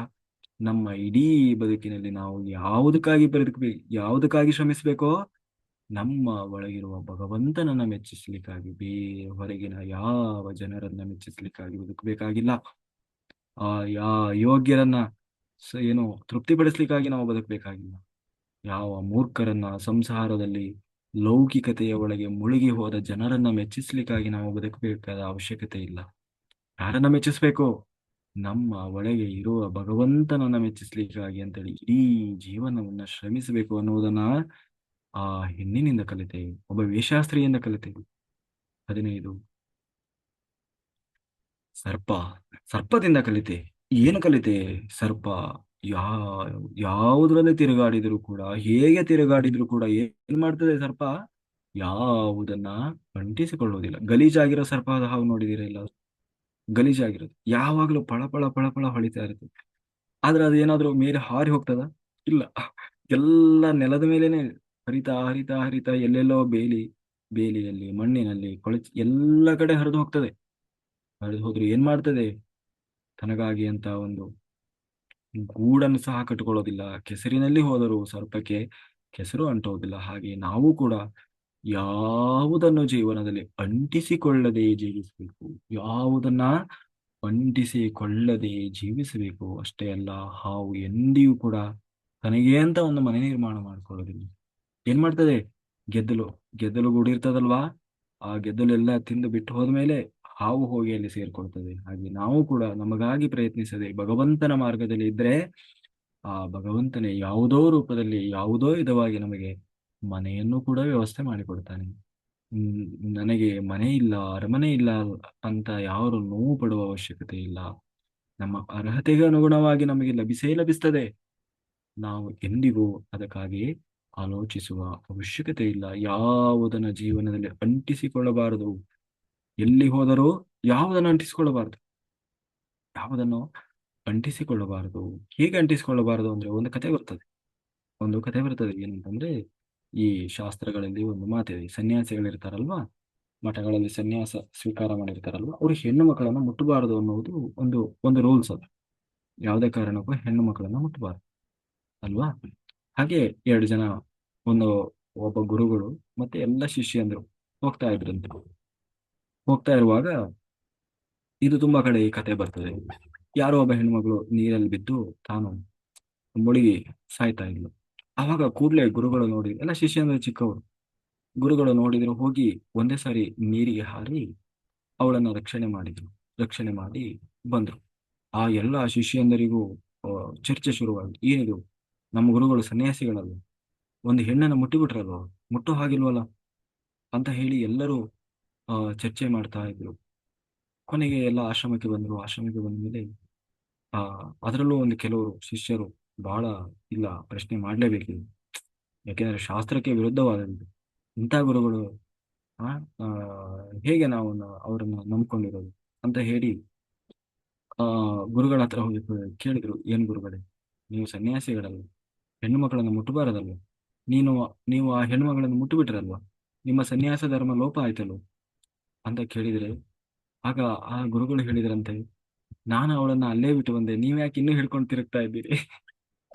ನಾನು ಅವಳನ್ನ ಅಲ್ಲೇ ಬಿಟ್ಟು ಬಂದೆ, ನೀವ್ ಯಾಕೆ ಇನ್ನೂ ಹಿಡ್ಕೊಂಡು ತಿರುಗ್ತಾ ಇದ್ದೀರಿ ಅಲ್ವಾ? ಎಷ್ಟು ಸತ್ಯವಾದ ಮಾತು. ಯಾವುದರಿಂದ ಹಿಡ್ಕೊಳ್ಬೇಕಾಗಿರೋದು, ಯಾವುದರಿಂದ ಬಿಡಬೇಕಾದ, ಮನಸ್ಸಿನಿಂದ ನಿಜವಾಗ್ಲೂ ಹಿಡ್ಕೊಳ್ಬೇಕಾಗಿರೋದು, ಬಿಡಬೇಕಾಗಿರೋದು. ಅವರು ಆಪತ್ಕಾಲದಲ್ಲಿದ್ದರು ಹೆಣ್ಣುಮಕ್ಕಳು. ಅವಾಗ ನಾನು ಸನ್ಯಾಸಿ, ನಾನು ಅದು ಇದು ಅನ್ನೋದು ಮುಖ್ಯ ಅಲ್ಲ, ಒಂದು ಜೀವ ಉಳಿಸ್ಬೇಕು ಅದು ಮುಖ್ಯ, ಆಮೇಲೆ ಉಳಿದಿತ್ತು ಅಲ್ವಾ? ಸೊ ಹಾಗಾಗಿ ಆಪತ್ಕಾಲದಲ್ಲಿ ಆ ಹೆಣ್ಮಗಳನ್ನ ಉಳಿಸುವುದು ಅವರ ಧರ್ಮ ಆಗಿತ್ತು. ಅವನು ಸನ್ಯಾಸಿನಾದ್ರೂ ಆಗಿರ್ಲಿ, ಬ್ರಹ್ಮಚಾರಿನಾದ್ರೂ ಆಗಿರ್ಲಿ, ಗೃಹಸ್ಥನಾದ್ರೂ ಆಗಿರ್ಲಿ, ಅವ್ರು ಏನ್ ಮಾಡಿದ್ರು, ಬರೀ ರಕ್ಷಣೆ ಮಾಡಿದ್ರು ಅಷ್ಟೇ. ಅಲ್ಲಿ ಮುಗೀತು, ಅಲ್ಲಿ ಕೆಲಸ. ಮುಂದಕ್ಕೆ ಬಂದ್ರು ಅವರು.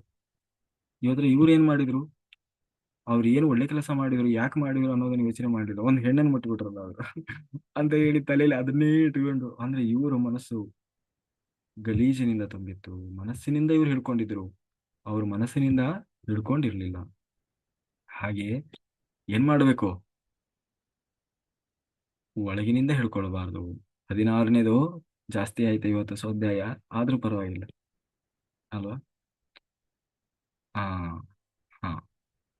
ಹಸುಗೂಸು 17, 16 ಹಸುಗೂಸು, 16, 16ನೇದ, ಹಾ, 15, 15, 16.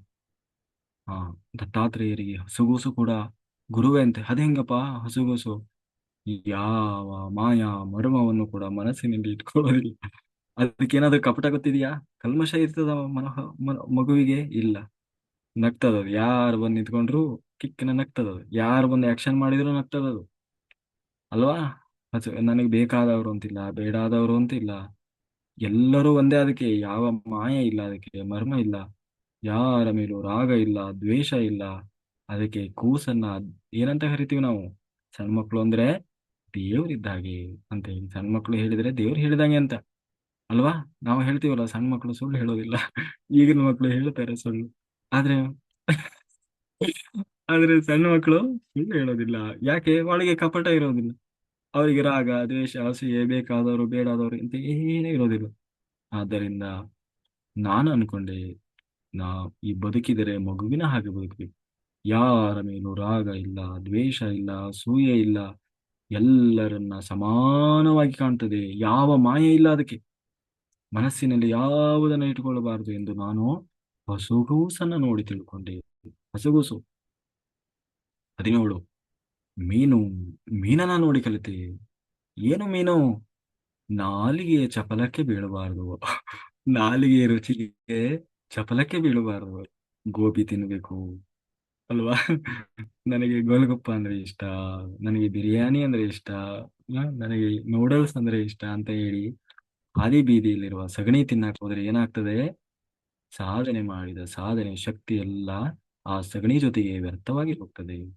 ನಿಜವಾಗಲೂ ಹಾದಿ ಬೀದಿಯಲ್ಲಿ ಮಾರುವ ಆ ಗೋಬಿ ಇರಬಹುದು, ಆ ಪಾನಿಪುರಿ ಇರ್ಬೋದು, ಮಸಾಲಾ ಪೂರಿ ಇರ್ಬೋದು, ಮತ್ತೊಂದು ಮಗದೊಂದು, ಏನು, ಹಾದಿಯಲ್ಲಿ ದನ ಎಮ್ಮೆಗಳು ಹಾಕಿದ ಸಗಣಿಗೂ ಅದಕ್ಕೂ ಯಾವ ವ್ಯತ್ಯಾಸವೂ ಇಲ್ಲ.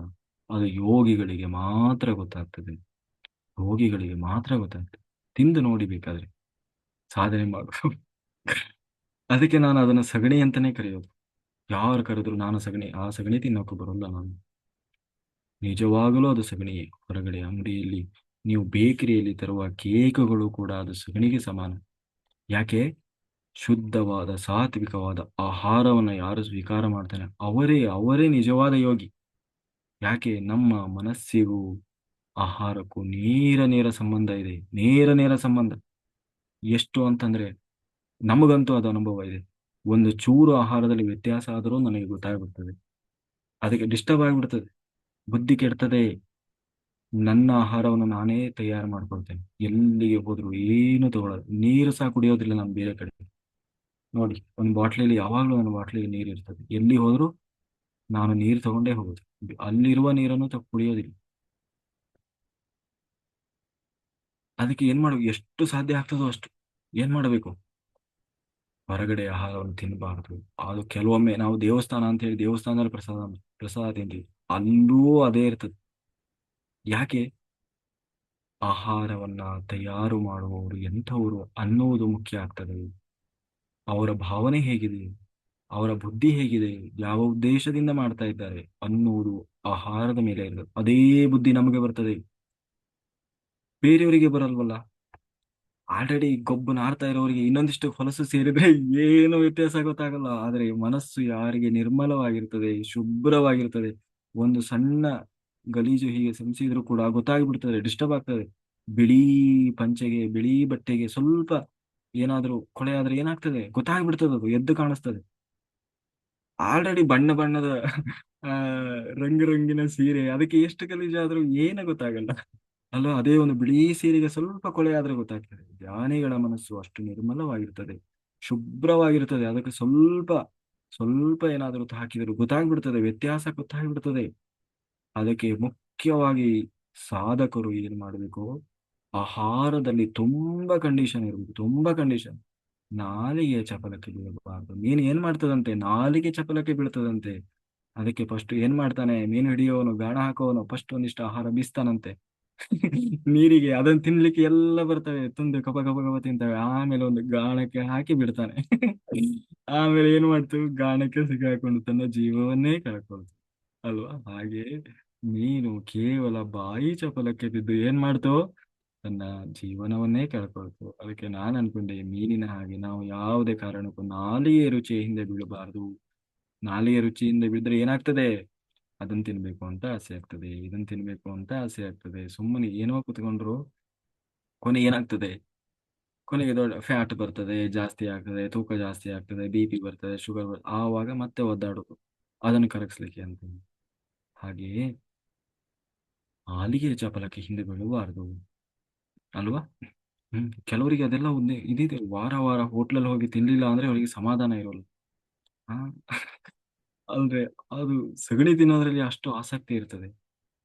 ಹಾಗೆ ನಾವು ಏನ್ ಮಾಡಬಾರ್ದು, ಯಾವುದೇ ಕಾರಣಕ್ಕೂ ಸಗಣಿ ತಿನ್ನಬಾರದು. ನಾವು ತಯಾರು ಮಾಡಿದ ಶುದ್ಧವಾದ ಸಾತ್ವಿಕ ಆಹಾರವನ್ನೇ ಸ್ವೀಕಾರ ಮಾಡಬೇಕು. ದೇಹಕ್ಕೆ ಅದೇ ಬೇಕಾಗಿರೋದು. ಬಿಲ್ಲುಗಾರ, 18ನೇದು ಬಿಲ್ಲುಗಾರ.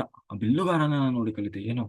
ಯಾರೇ ಆಗಲಿ ಯಾವುದನ್ನ ಹಿಡಿದುಕೊಳ್ಳದೆ ಒಂದರ ಮೇಲೆ ದೃಷ್ಟಿ ಇಟ್ಟಾಗ ಅದನ್ನ ಖಂಡಿತವಾಗಿ ಸಾಧಿಸ್ಲಿಕ್ಕೆ ಸಾಧ್ಯವಾಗ್ತದೆ ಅನ್ನೋದನ್ನ ಬಿಲ್ಲುಗಾರನೆಲ್ಲ ತಿಳಿದು. ಶ್ರೀಕೃಷ್ಣ ಮರಣಿಸುವ ಮೊದಲು ಒಂದು ಸಮಯದಲ್ಲಿ ಉದ್ಧವ ಬರ್ತಾನೆ. ಬಂದಾಗ, ನೀನು ಹೊರಟು ಹೋಗ್ತೀಯ ಅಲ್ಲವೇ, ನನಗೆ ಸ್ವಲ್ಪ ಜ್ಞಾನವನ್ನು ಬೋಧಿಸಿ, ನೀನು ಸ್ವಲ್ಪನಾದ್ರೂ ನನಗೆ ಆತ್ಮಜ್ಞಾನವನ್ನು ಬೋಧನೆ ಮಾಡಿ ಹೋಗು ಕೃಷ್ಣ. ಆಗ ಕೃಷ್ಣ ಬಹಳ ವಿಷಯಗಳನ್ನು ಹೇಳ್ತಾ ಒಂದು ವಿಷಯವನ್ನು ಹೇಳ್ತಾನೆ, ನೋಡು, ನೀನು ಆತ್ಮ ಜ್ಞಾನವನ್ನ ಹೊಂದಬೇಕು ಅಂತಾದ್ರೆ ಸಾಧನೆ ಮಾಡುವಾಗ ಎಷ್ಟೋ ಏಕಾಗ್ರತೆಯಿಂದ ಇರಬೇಕು ಅನ್ನೋದನ್ನ ಒಂದು ಸಣ್ಣ ಉದಾಹರಣೆಯನ್ನು ಕೊಟ್ಟು ಹೇಳ್ತಾನೆ. ನೀನು ಹೊರಗೆ ಹೋಗಿ ಬರುವಾಗ ಎಷ್ಟೋ ದಾಹದಿಂದ ಮನೆಗೆ ಬರ್ತೀಯ. ಮನೆಗೆ ಬಂದಾಗ ನಿನ್ನ ಹೆಂಡತಿ ಎಷ್ಟೋ ವಿಷಯಗಳನ್ನ ನಿನ್ನ ಜೊತೆ ಮಾತನಾಡ್ತಾ ಇರ್ತಾಳೆ. ಆದರೆ ನಿನ್ನ ದೃಷ್ಟಿ ಯಾವುದರ ಮೇಲೆ ಇರ್ತದೆ, ನಿನ್ನ ದೃಷ್ಟಿ ಎಲ್ಲ ನೀರು ಕುಡಿಯೋದರ ಮೇಲೆ ಇರ್ತದೆ. ಆದ್ದರಿಂದ ಆಕೆ ಹೇಳಿದ್ದ ನಿನಗೆ ಏನಾದ್ರೂ ಕೇಳಿಸ್ತದಾ? ಯಾವುದನ್ನ ಕೇಳಿಸ್ಕೊಳ್ಳೋದಿಲ್ಲ. ನೀನ್ ಏನ್ ಮಾಡ್ತೀಯ, ಫಸ್ಟ್ ಒಂದ್ ಲೋಟ ನೀರು ಕೊಡು ಅಂತ ಕೇಳಿ ಫಸ್ಟ್ ಏನ್ ಮಾಡ್ತೀಯ, ನೀರು ಕುಡಿತೀಯ. ಅವಳು ಹೇಳಿದ್ದನ್ನೇನಾದ್ರೂ ಕೇಳಿಸ್ಕೊಂಡ್ಯಾ? ಇಲ್ಲ.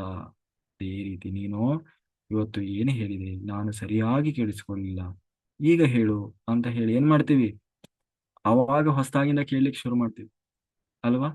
ಹಾಗೆ ಬದುಕಬೇಕಂತೆ ಜೀವನದಲ್ಲಿ, ಹಾಗೆ ಬದುಕಬೇಕಂತೆ. ಮೊದಲು ಅವನ ಉದ್ದೇಶ ಏನಿತ್ತು, ಮನೆಯಿಂದ ಸುಸ್ತಾಗಿ ಬಂದಿದ್ದಾನೆ ಹೊರಗಡೆ, ಒಳಗೆ ಬಂದ ಕೂಡಲೇ ಏನ್ ಬೇಕು ಅವನಿಗೆ, ಕುಡಿಯಕ್ಕೆ ಒಂದು ಲೋಟ ನೀರ್ ಬೇಕಷ್ಟೇ. ಅಲ್ಲಿವರೆಗೆ ಅವಳು ಏನ್ ಹೇಳಿದ್ರು ಅವನಿಗೆ ಗೊತ್ತಾಗಿಲ್ಲ. ಫಸ್ಟ್ ಒಂದ್ ಫಸ್ಟ್ ಒಂದ್ ಲೋಟ ನೀರ್ ಇಸ್ಕೊಂಡು ನೀರ್ ಕುಡ್ದ. ಆಮೇಲೆ ಅವನಿಗೆ ಸಮಾಧಾನ ಆದ್ಮೇಲೆ, ಹಾ ಏನು ಹೇಳ್ತಾ ಇದ್ದಿಲ್ಲ, ಹಾ ಶುರು ಮಾಡಿ ಅಂತ ಹೇಳಿ. ಹಾಗೆ ನಮಗೆ ತುಡಿತಾ ಇರಬೇಕು. ಯಾವ ತುಡಿತ, ಬ್ರಹ್ಮನೇ ಬೇಕು, ಭಗವಂತನೇ ಬೇಕು, ಬೇರೆ ನಶ್ವರವಾದ ಶಾಶ್ವತವಾದ ಅಸತ್ಯವಾದದ್ದು ಯಾವುದು ನಮಗೆ ಬೇಡ. ಯಾರ್ ಬೇಕೋ ಬ್ರಹ್ಮ ಬೇಕು ಅಲ್ಲ, ಬ್ರಹ್ಮನೇ ಬೇಕು, ಬೇರೆ ಯಾರು ಬೇಡ, ಬ್ರಹ್ಮನೇ ಬೇಕು ಅಂತ ಹೇಳಿ ತುಡಿತಾ ಇರಬೇಕು. ಅದನ್ನು ನಾನು ಬಿಲ್ಲುಗಾರನ ನೋಡಿ ಕಲಿತೆ. ಏಕಾಗ್ರತೆ, ಏಕಾಗ್ರವಾಗಿರ್ಬೇಕು. ನಮ್ಮ ದೃಷ್ಟಿ ಯಾವುದರ ಮೇಲಾಗ್ತದೋ ಅದೇ ನಮಗೆ ಸಿಕ್ಕೇ ಸಿಗ್ತದೆ.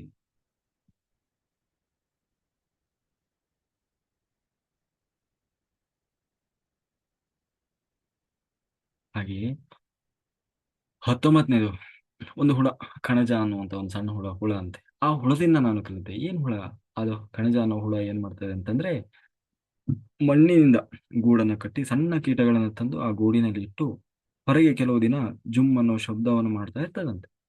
ಕೀಟ ಆ ಜೇಂಕಾರ ಶಬ್ದವನ್ನು ಕೇಳ್ತಾ ಇದ್ರೆ ಆ ಶರೀರ ಏನಾಗ್ತದೆ, ಭ್ರಮರವಾಗಿ ಬದಲಾಗ್ತದಂತೆ. ಅಂದ್ರೆ ಆ ಸಣ್ಣ ಕೀಟವು ಸ್ವಲ್ಪ ಭ್ರಮರದಂತೆ ಬದಲಾಗಿ ಆ ಗೂಡನ್ನು ಒಡೆದು ಹೊರಗೆ ಬರ್ತದಂತೆ. ಅಂದ್ರೆ ಇದು ಇದನ್ನ ನಾವು ಜೇಂಕಾರ ಹುಳ ಅಂತ ಕರಿತೀವಿ.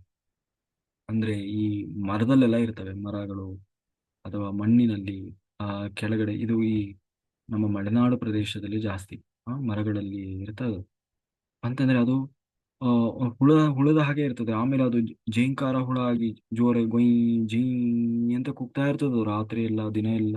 ಕೂಗಿ ಕೂಗಿ ಕೂಗಿ ಕೂಗಿ ಅದು ಹೊಟ್ಟೆ ಒಡೆದು ಅದೇನೋ ಇನ್ನೊಂದು ಜೀವಿಯಾಗಿ ಹೊರಗೆ ಬರ್ತದೆ.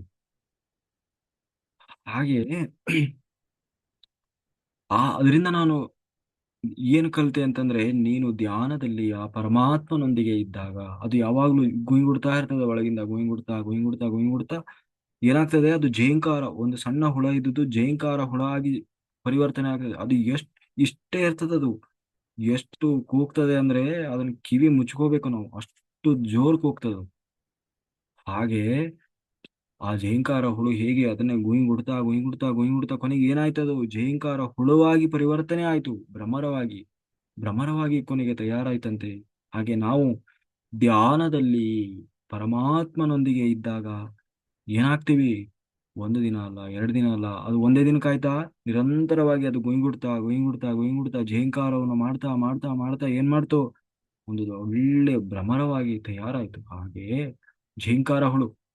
ಹಾಗೆ ನಾವು ನಿರಂತರವಾಗಿ ಧ್ಯಾನದಲ್ಲಿ ಪರಮಾತ್ಮನೊಂದಿಗೆ ನಿತ್ಯ ಇರ್ತಾ ಇರ್ತಾ ಇರ್ತಾ ಇರ್ತಾ ಕೊನೆಗೆ ಏನಾಗ್ತೀವಿ, ನಾವು ಆ ಪರಮಾತ್ಮನಂತೆಯೇ ಆಗಿಬಿಡ್ತೇವಂತೆ.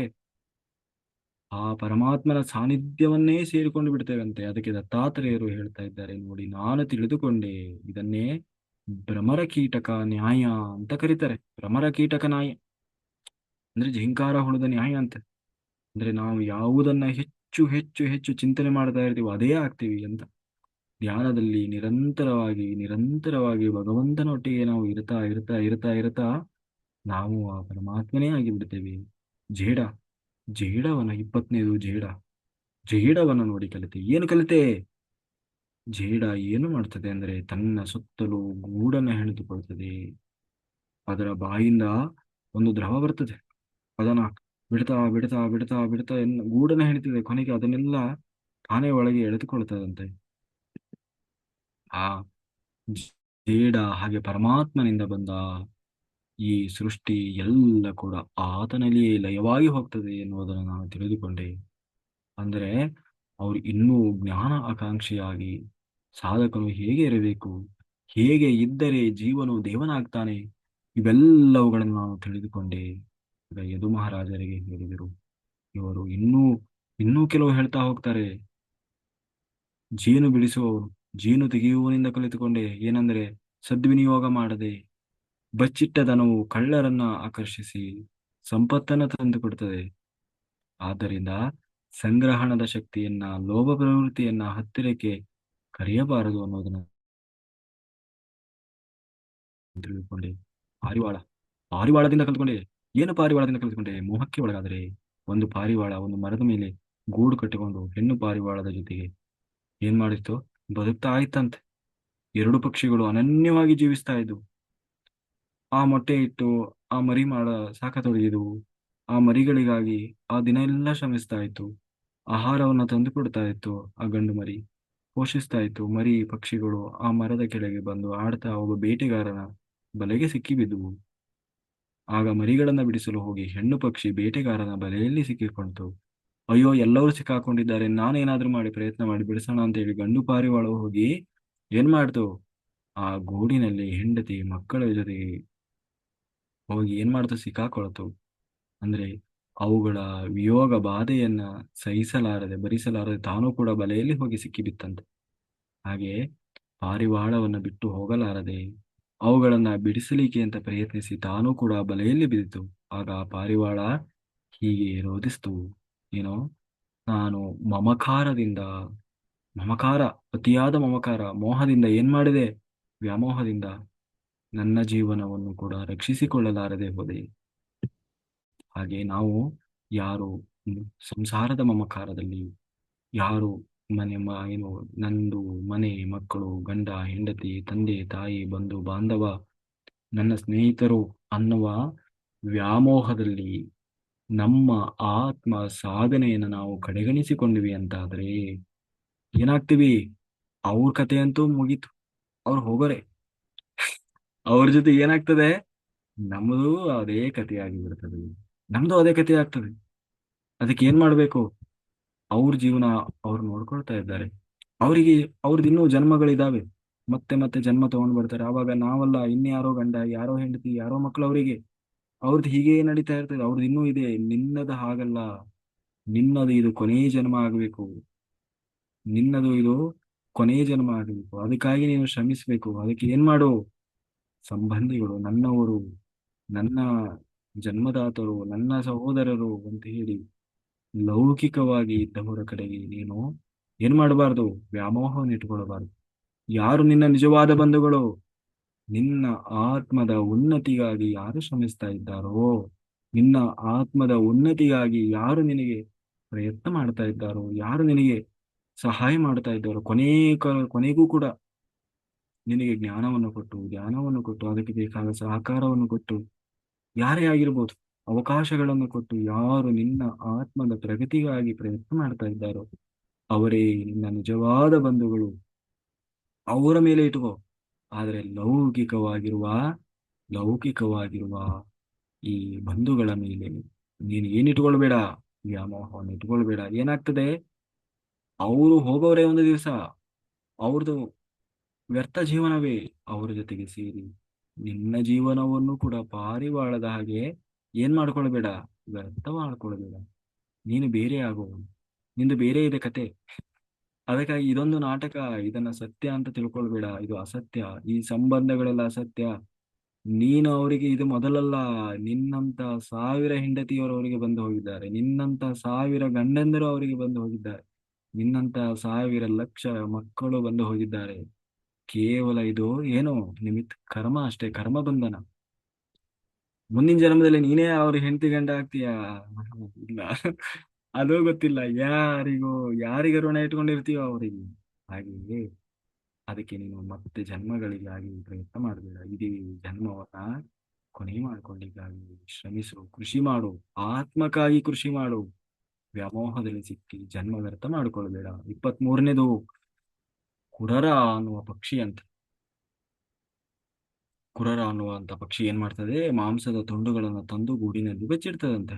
ಅವುಗಳನ್ನು ಕಾಪಾಡುವುದಕ್ಕಾಗಿ ನಿದ್ರೆ ಆಹಾರಗಳನ್ನು ಬಿಟ್ಟು ಕಾವಲು ಕಾಯ್ತದಂತೆ. ಒಂದು ದಿನ ಆ ಮರದ ಮೇಲಿದ್ದ ಇತರ ಪಕ್ಷಿಗಳು ಆಹಾರ ದೊರಕದೇ ಇದ್ದಾಗ ಏನ್ ಮಾಡ್ತದಂತ ಗೊತ್ತಾ, ಕೋರರ ಗೂಡಿಗೆ ತೂರಿ ಅದರೊಂದಿಗೆ ಕಾದಾಡಿ ಆ ಮಾಂಸದ ತುಂಡುಗಳನ್ನು ಏನ್ ಮಾಡ್ತದೆ, ಎಲ್ಲ ಕದ್ಕೊಂಡು ಹೋಗ್ತವೆ.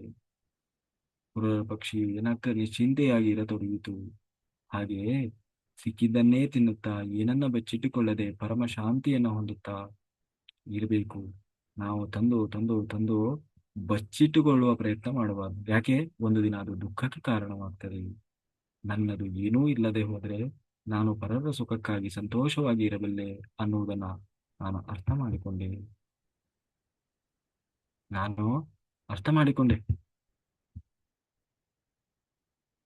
ಹಾಗೆ ಕನ್ಯೆ ಒಂದು ಮದುವೆ ಮದುವೆ ನಿಶ್ಚಯ ಆದಂತ ಒಂದು ಹೆಣ್ಣಿನಿಂದ ನಾನು ಕಲಿತೆ. ಅಂದ್ರೆ ಇನ್ನು ಕನ್ಯೆ, ಆ ಕನ್ಯೆ ತಂದೆ ತಾಯಿರು ಬೇರೆ ಊರಿಗೆ ಹೋಗಿದ್ರಂತೆ. ಅದೇ ಸಮಯದಲ್ಲಿ ಅವರಿಗೆ ಅತಿಥಿಗಳು ಬಂದ್ರು. ಅತಿಥಿಗಳು ಅನ್ನೋದಕ್ಕಿಂತ ಗಂಡಿನ ಕಡೆಯವರು ಯಾರು ಬಂದ್ರಂತೆ.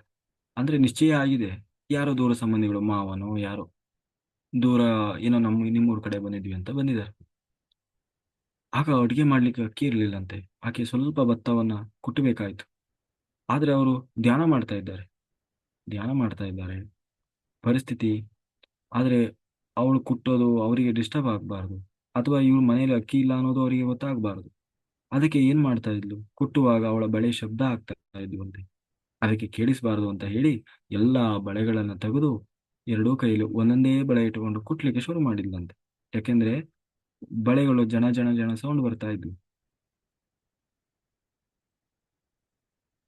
ಅಂದ್ರೆ ಆಕೆಯ ದತ್ತಾತ್ರೇಯ ಅವಳಿಂದ ಏನು ಕಲಿತು ಅಂತಂದ್ರೆ, ಯಾರೇ ಧ್ಯಾನ ಮಾಡುವಾಗ ಯಾವುದೇ ತರದ ಶಬ್ದಗಳನ್ನ ಮಾಡಬಾರದು, ಅವರ ಏಕಾಂತಕ್ಕೆ ಧಕ್ಕೆ ಮಾಡಬಾರದು ಅನ್ನುವುದನ್ನು, ಯಾರೇ ತಪಸ್ಸು ಮಾಡ್ತಾ ಇದ್ದಾರೆ, ಧ್ಯಾನ ಮಾಡ್ತಾ ಇದ್ದಾರೆ, ಅವ್ರಿಗೆ ಏನ್ ಮಾಡಬಾರ್ದು, ಡಿಸ್ಟರ್ಬ್ ಮಾಡಬಾರದು ಅನ್ನುವುದನ್ನ ನಾನು ಆ ಹೆಣ್ಣುಮಗಳಿಂದ ಕಲಿತೆ. ನೋಡಿ ಎಷ್ಟು ಸೂಕ್ಷ್ಮವಿದೆ ವಿಚಾರ ಅಲ್ವಾ. ನಾವೇನ್ ಮಾಡ್ತೀವಿ ಬೇಕು ಅಂತಲೇ, ಮನೆಯವರೇ ಮನೆಯಲ್ಲಿ ಅಲ್ವಾ, ಕೊನೆಗೆ ಏನೂ ಇಲ್ಲ, ಒಂದು ಧ್ಯಾನ ಯಜ್ಞ ನಡೀತಾ ಇರ್ತದೆ, ನೂರಾರು ಜನ ಕುತ್ಕೊಂಡಿರ್ತಾರೆ, ಎದ್ದು ಹೋಗುವಾಗ ಹೇ ದರ್ರನೆ ಎಳ್ದು ಹೋಗೋದು ಏನು ಚೇರನ್ ಹಿಂದಕ್ಕೆ ಒಂದೇ ಸಾರಿ ಎದ್ದು ಎಳೆದು ಓಡಾಡಿ ಕೂಗ್ತಾ ಇರೋದು, ಇನ್ ಮುಂದೆ ಬರೀ ನಮ್ ಧ್ಯಾನ ಯಜ್ಞಕ್ಕೆ.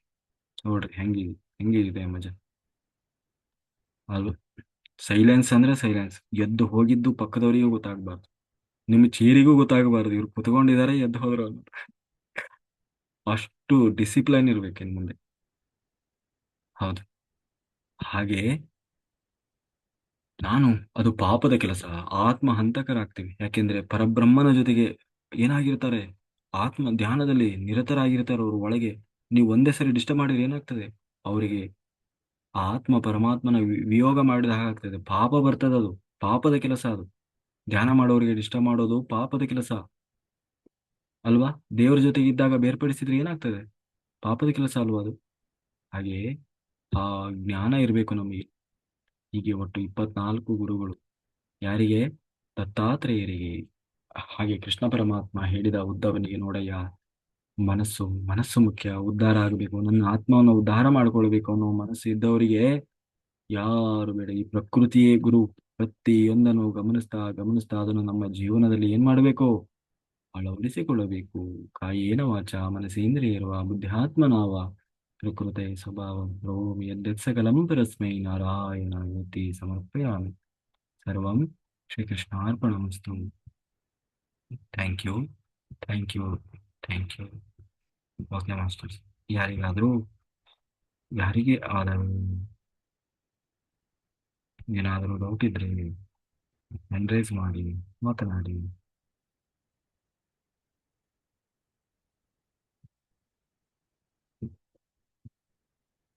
ಅಲ್ವಾ. ಹಾಗೆ ನಾವು ಇವತ್ತು ಸ್ವಾಧ್ಯಾಯ ಬಹಳ ದೊಡ್ಡದಾಯ್ತು, ಇರಲಿ. ಆದ್ರೂ ಎಲ್ಲರೂ ಉತ್ಸಾಹದಿಂದ ಬರ್ಕೊಂಡಿದ್ದಾರೆ. ಒಳ್ಳೆಯ ವಿಚಾರಗಳಿದು ಅಲ್ವಾ. ನಾವು ಆತ್ಮದ ಉನ್ನತಿಗಾಗಿ, ಕೇವಲ ಆತ್ಮದ ಉನ್ನತಿಗಾಗಿ ಅಂತ ಬದುಕುವುದನ್ನು ಅಭ್ಯಾಸ ಮಾಡಬೇಕು. ಇದರಲ್ಲಿ ಈ ಈ 24 ಇದರಲ್ಲಿ ನೋಡಿ, ಹೊಸದಾಗಿ ಇದನ್ನ ಬಿಟ್ಟು ಇನ್ನೂ ಏನೋ ಹೇಳೋಂಥದ್ದು ಏನಿಲ್ಲ. ಒಬ್ಬ ಮನುಷ್ಯ ನಿಜವಾಗಲೂ ಉದ್ಧಾರ ಆಗ್ಲಿಕ್ಕೆ ಇಷ್ಟೇ ಸಾಕು, ಇಷ್ಟೇ ಸಾಕು. ಇದಕ್ಕಿಂತಲೂ ಒತ್ತಿ ಒತ್ತಿ ಹೇಳೋ ಅವಶ್ಯಕತೆ ಇಲ್ಲ ಅಲ್ವಾ. ಅರ್ಥ ಮಾಡ್ಕೊಂಡ್ರೆ ಓಕೆ. ಹಾ, thank you master. Shailaja master ಮಾಡಿ. ನಮಸ್ತೆ ಗುರುಗಳೇ. ತುಂಬಾ ಅದ್ಭುತವಾಗಿತ್ತು. ನೀವೇ ಹೇಳಿದ್ರಿ ಈಗ, ಇದಕ್ಕಿಂತ ಹೆಚ್ಚು ಇನ್ನೇನು ಬೇಡ ಅಂತ. ಹೌದು, ನಿಜವಾಗಿಯೂ ಹೌದು, ಅದಕ್ಕಿಂತ ಹೆಚ್ಚು ಇನ್ನೇನು ಬೇಡ. ನಾವು ಸಾಕಿಷ್ಟು ಇದರಲ್ಲಿ ಕಲ್ತ್ರೆ ಸಾಕು, ನಾವು ಆತ್ಮೋದ್ಧಾರ ಮಾಡ್ಕೊಂಡು ಮೋಕ್ಷವನ್ನು ಸಾಧಿಸ್ಲಿಕ್ಕೆ. ಅಥವಾ ಇದು ನನ್ನ ಮಾತಲ್ಲ, ಉದ್ದವನಿಗೆ ಉಪದೇಶ ಮಾಡಿ ಆದ್ಮೇಲೆ ಕೃಷ್ಣನೇ ಹೇಳುವ ಮಾತು ನೋಡು. ನಿಜವಾಗಲೂ ಉದ್ಧಾರ ಆಗ್ಬೇಕು ಅನ್ನೋ ಮನಸ್ಸಿದ್ದವನಿಗೆ ನಾನು ಇಷ್ಟೊತ್ತರೆಗೆ ಹೇಳಿದ್ದೇನಲ್ವಾ, ಇಷ್ಟೇ ಸಾಕು, ಬೇರೆ ಮತ್ತಿನ್ನೇನು ಬೇಕಾಗಿಲ್ಲ ಅಂತ ಹೇಳಿ. ಹೌದು, ತುಂಬಾ ಒಳ್ಳೆದಿತ್ತು ಸರ್. ಇವತ್ತು ಇನ್ನೊಂದು ವಿಚಾರ, ಇದು ಕಾಶಿ ಧ್ಯಾನ ಯಜ್ಞಕ್ಕೆ ಬರೋರು ಕೆಲವರು ಇನ್ನು ಕೂಡ ಅವರ ಡೀಟೇಲ್ಸ್ ವಿವರಗಳನ್ನು ಕೊಡ್ಲಿಲ್ಲ. ಅದು ಒಂದು ಕೊಡ್ಬೇಕು ಅಂತೇಳಿ ಎಲ್ಲರ ಹತ್ರ ಒಂದು ವಿನಂತಿ ಮಾಡ್ತಾ ಇದ್ದೇನೆ. ಅದು ಅಂದ್ರೆ ಏನಾಗ್ತದೆ ಅಂತೇಳಿ ಮಧ್ಯದಲ್ಲಿ ಬಿಟ್ಟು ಹೋಗಿ ಬಿಡಬಾರದು ಮತ್ತೆ ಕೊನೆಗೆ, ಅದಕ್ಕೋಸ್ಕರ. ಹೌದು. ನೋಡಿ, ಕಾಶಿ ಧ್ಯಾನ ಯಜ್ಞ ಆಲ್ರೆಡಿ 100 ರೀಚ್ ಆಗಿದೆ. ಆಯ್ತಾ? 97 ಆಗಿದೆ ಸರ್ ಈಗ. ಅದೇ ಅದೇ, ಇನ್ನು ಇನ್ನೊಂದು ಜನ ಯಾರು? 3 ಮಂದಿಗೆ ಅವಕಾಶ ಇದೆ. ಹ್ಮ್. ಆದ್ರೆ ಬೇರೆ ಬಳ್ಳಾರಿಯಿಂದ ತುಂಬಾ ಧ್ಯಾನಿಗಳು ಹೆಸರು ಕೊಟ್ಟಿದ್ದಾರೆ, ಇನ್ನು ಕೂಡ ಹೆಸರು ಕೊಡ್ತಾನೆ ಇದ್ದಾರೆ ಅವರು. ನನಗೆ ಹೇಳಿದ್ನಲ್ವಾ, ಇನ್ನೂ 100 ಜನ ಬರ್ಬೋದೇನೋ. ನಾನು ಅಲ್ಲಿ ವ್ಯವಸ್ಥೆ ಸಾಧ್ಯ ಆಗ್ತದ ಅನ್ನೋದನ್ನ ಚೆಕ್ ಮಾಡಬೇಕು. ಅದಕ್ಕೆ ನೆಕ್ಸ್ಟ್ ವೀಕ್ ನಾನು ಹೋಗ್ತಾ ಇದ್ದೀನಿ ಕಾಶಿಯಲ್ಲಿ. ಅಲ್ಲಿ ಹ್ಮ್ ಎಲ್ಲ ಅಲ್ಲಿ ವಿಚಾರ ಮಾಡಿ, ಎಲ್ಲ ಹೇಗಿದೆ ವ್ಯವಸ್ಥೆ ಎಲ್ಲ ನಾವು ಮಾಡಿ, ಅದನ್ನ ನೋಡಿ ಅದರ ಅನುಗುಣವಾಗಿ ನಾವು ಸ್ಟ್ರೆಂತ್ ಹೇಗ್ ಮಾಡ್ಬೋದು. 100 ಜನರಿಗೆ ಏನು ತೊಂದರೆ ಇಲ್ಲ. ಅದನ್ನ ನಾವು ಆಲ್ರೆಡಿ ಪ್ಲಾನ್ ಮಾಡಿದೀವಿ. ಇನ್ನೂ ಹೆಚ್ಚಿನ ಜನರಿಗೆ ಏನಾದರೂ ಅವಕಾಶ ಹೇಗಿರ್ತದೆ ನಾವು ಅಲ್ಲಿ ಚೆಕ್ ಮಾಡಿ, ಅಲ್ಲೆಲ್ಲ ನಾವು ಇಲ್ಲಿಂದ ನಾವು ಇದು ಮಾಡೋದಕ್ಕೂ ಅಲ್ಲಿ ಹೋಗಿ ಎಲ್ಲ ನಾವು ಇದು ಮಾಡಿ ಸರಿಯಾಗಿ ವಿಚಾರ ಮಾಡಿ. ಯಾಕೆಂದ್ರೆ ಅಲ್ಲಿ ಅಸ್ತವ್ಯಸ್ತ ಆಗಬಾರ್ದು ಅಲ್ವಾ. 9 ದಿವಸ, ಒಂದಲ್ಲ ಎರಡಲ್ಲ, ಎಲ್ಲ ರೀತಿಯಿಂದಲೂ ಉಳ್ಕೊಳ್ಳಿಕ್ಕೆ ಪ್ರತಿ ರೂಮ್ ವ್ಯವಸ್ಥೆ ಇರ್ಬೋದು, ಧ್ಯಾನ ಮಾಡಲಿಕ್ಕೆ ಹಾಲ್ ವ್ಯವಸ್ಥೆ ಇರ್ಬೋದು. ಆಮೇಲೆ ಇದು 9 ದಿವಸವೂ ಏನು ಬ್ಲೈಂಡ್ ಫೋಲ್ಡ್ ಇರೋಲ್ಲ. ಆಯ್ತಾ? 3 ತಾಸು ಧ್ಯಾನ, 1 ತಾಸು ಜ್ಞಾನ ಇರ್ತದೆ. ಇದು ನಿತ್ಯ ನಿರಂತರವಾಗಿ ಇರ್ತದೆ. ರಾತ್ರಿಯೂ ಕೂಡ ಇರ್ತದೆ, ಹಗಲು ಕೂಡ ಇರ್ತದೆ. 3 ತಾಸು ಧ್ಯಾನ. ಯಾರು ಕಳ್ಬೀಳೋಂಗಿಲ್ಲ, ಯಾರು ಕಳ್ಬೀಳೋ ಹಾಗಿಲ್ಲ. ನೀವು ಎಸ್ಕೇಪ್ ಆಗೋಂಗಿಲ್ಲ, ನೀವು ಕಾರಣಗಳನ್ನು ಹೇಳೋಂಗಿಲ್ಲ. ನೀವು ಸುತ್ತಾಡಕ್ ಹೋದ್ರೆ ಡೋರ್ ಕ್ಲೋಸ್ ಮಾಡ್ಬಿಡ್ತೀವಿ, ID ಕೊಟ್ಟಿರ್ತೀವಿ. ತುಂಬಾ ಸ್ಟ್ರಿಕ್ಟ್ ಆಗಿರ್ತದೆ. ಸುಮ್ಮನೆ ಆಟ ಆಡೋರಿಗಂತೂ ಅಲ್ವೇ ಅಲ್ಲ. 9 ದಿನ ಸಾಧನೆ ಹೇಗಿರ್ಬೇಕು ಅಂದ್ರೆ, 9 ವರ್ಷದ ಸಾಧನೆಗೆ ಸಮ ಇರಬೇಕು. 9 ದಿನದ ಸಾಧನೆ 9 ವರ್ಷದ ಸಾಧನೆಗೆ ಸಮ ಇರಬೇಕು. ಅಷ್ಟು ಉನ್ನತ. ಪ್ರತಿಯೊಬ್ಬರು ಆ ಧ್ಯಾನ ಯಜ್ಞವನ್ನು ಮುಗಿಸಿ ವಾಪಸ್ ಬರುವಾಗ ಅವರಲ್ಲಿ ನಿಜವಾಗಲೂ ಮಹಾಪರಿವರ್ತನೆ ಆಗಿರಬೇಕು. ಮಹಾಪರಿವರ್ತನೆ. ಹೋಗಿದ್ದು ಸಾರ್ಥಕ ಆಯ್ತು ನಮ್ಮ ಜನ್ಮ ಅಂದುಕೊಂಡು ಬರಬೇಕೆ ಹೊರತು ಟೈಮ್ ಪಾಸ್ ಕಡ್ಲೆಕಾಯಿ ತರ ಮಾಡ್ಕೊಂಡು ಬರೋ ಹಾಗೆ ಆಗಬಾರ್ದು. ಹಾಗಂತ ನಾವೇನಲ್ಲಿ ಹಿಂಸೆ ಮಾಡಿ ಟಾರ್ಚರ್ ಅಂತಲ್ಲ. ನಾವು ಲೌಕಿಕತೆಯ ಕಡೆಗೆ ಅಲ್ಲಿ ನಾವು ಹೆಚ್ಚು, ನಾವು ಅಜ್ಞಾನದ ಕಡೆಗೆ, ನಮ್ಮ ಏನಂತೀವಿ, ಆ ಏನಂತೀವಿ ನಾವು, ನಮ್ಮ ಹುಡುಗು ಬುದ್ಧಿಗೆ ಕಡೆಗೆ ಅಲ್ಲಿ ಅವಕಾಶ ಕೊಡಬಾರದು. ಕೇವಲ ನಾವು ಹೋಗ್ತಾ ಇರೋದು ಯಾಕೆ? ಆತ್ಮ ಉನ್ನತಿಗಾಗಿ, ಎಂಟರ್ಟೈನ್ಮೆಂಟಿಗಾಗಿ ಅಲ್ಲ. ಆಯ್ತಾ? ಅಲ್ಲಿ ಎಲ್ಲ ರೀತಿಯ ವ್ಯವಸ್ಥೆಯನ್ನು ಮಾಡಿರ್ತೇವೆ. ನಾವೇ ಆಹಾರವನ್ನು ತಯಾರು ಮಾಡ್ತೇವೆ. ಬರೀ ಹಣ್ಣು ಕೊಡೋದಿಲ್ಲ, ಬೇಯಿಸಿದ ಆಹಾರವನ್ನು ಕೂಡ ಕೊಡ್ತೇವೆ. ಆಯ್ತಾ? ಶುದ್ಧವಾದ, ಸಾತ್ವಿಕವಾದ, ತುಂಬಾ ಒಳ್ಳೆ ಗುಣಮಟ್ಟದ ಆಹಾರವನ್ನೇ ಕೊಡ್ತೀವಿ. ಆಯ್ತಾ? ನಾವತ್ತು 9 ದಿವಸ ಏನಪ್ಪ ಇವ್ರು ಬರೀ ಹಣ್ಣಾಗಿಟ್ಬಿಟ್ರೆ ಹೆಂಗೆ ಕತೆ? ಅದು ಇಲ್ಲ. ಯಾಕೆಂದ್ರೆ ಎಲ್ಲಾ ತರದವರು ಅದರಲ್ಲಿ ಭಾಗವಹಿಸ್ತಾ ಇದ್ದಾರೆ. ಕೆಲವರು ವಯಸ್ಸಾದವರು ಇರ್ತಾರೆ. ಮತ್ತೆ ಅದರಲ್ಲಿ ಎಲ್ಲ ಎಲ್ಲ ಎಲ್ಲವನ್ನ ನಾವು ಗಮನಿಸ್ಬೇಕಾಗ್ತದೆ. ಹಂಗಾಗಿ ಅಲ್ಲಿ 87 ವರ್ಷದವರು ಒಬ್ರು ಇದ್ದಾರೆ ಸರ್. ಆ 87 ವರ್ಷದವರು ಒಬ್ರು ಅದೇ ಇದ್ದಾರೆ. 87, 97 ಅವ್ರನ್ನೆಲ್ಲ ನಾವು ಗಮನದಲ್ಲಿ ಇಟ್ಕೊಳ್ಬೇಕಾಗ್ತದೆ ಅಲ್ವಾ. ಸೊ ಹಂಗಾಗಿ ಇರ್ಲಿ. ಬಟ್ ಆದ್ರೆ ಧ್ಯಾನ ಮತ್ತೆ ಜ್ಞಾನ ಎರಡನ್ನೂ ಫಾಲೋ ಮಾಡ್ಲೇಬೇಕು. ಅವ್ರು 87 97 ಆಗ್ಲಿ, ಧ್ಯಾನವನ್ನ ಕಡ್ಡಾಯ. 3 ತಾಸು ಧ್ಯಾನ ಮಾಡುವಾಗ, ಧ್ಯಾನ ಅಂತ ಇದ್ದಾಗ ಧ್ಯಾನದಲ್ಲಿ ಎಲ್ಲರೂ ಪಾಲ್ಗೊಂಡು ಧ್ಯಾನ ಮಾಡಬೇಕು. ಆಮೇಲೆ ಜ್ಞಾನದ ಸಮಯದಲ್ಲಿ ಶ್ರದ್ಧೆಯಿಂದ ಜ್ಞಾನ ಪಡಿಬೇಕು. ಪ್ರತಿನಿತ್ಯ ಗಂಗೆಯಲ್ಲಿ ಸ್ನಾನ ಇರ್ತದೆ, ಗಂಗಾ ಸ್ನಾನ. ಪ್ರತಿನಿತ್ಯ ಗಂಗೆಯಲ್ಲಿ ಸ್ನಾನ ಮಾಡುವ ಅವಕಾಶ ಇರ್ತದೆ.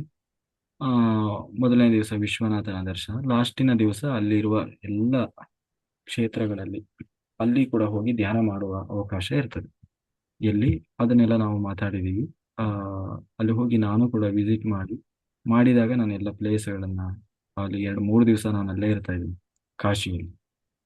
ಅಲ್ಲಿ ಎಲ್ಲ ಸೈಟ್ಗಳನ್ನ ವಿಸಿಟ್ ಮಾಡಿ, ಎಲ್ಲೆಲ್ಲಿ ಹೇಗೆಲ್ಲ ನಾವು ಧ್ಯಾನ ಮಾಡ್ಬೋದು, ಅವಕಾಶಗಳಿದೆ ಅನ್ನೋದನ್ನೆಲ್ಲ ನೋಡಿ ಹ್ಮ್ ಅದು ಫೈನಲ್ ಮಾಡಿ ಅಲ್ಲೆಲ್ಲ ನಾವು ಪ್ಲಾನ್ ಮಾಡೋಣ. ಅದಕ್ಕೆಲ್ಲ ಅಲ್ಲಿ ಗೊತ್ತಿರೋರು ಇದ್ದಾರೆ.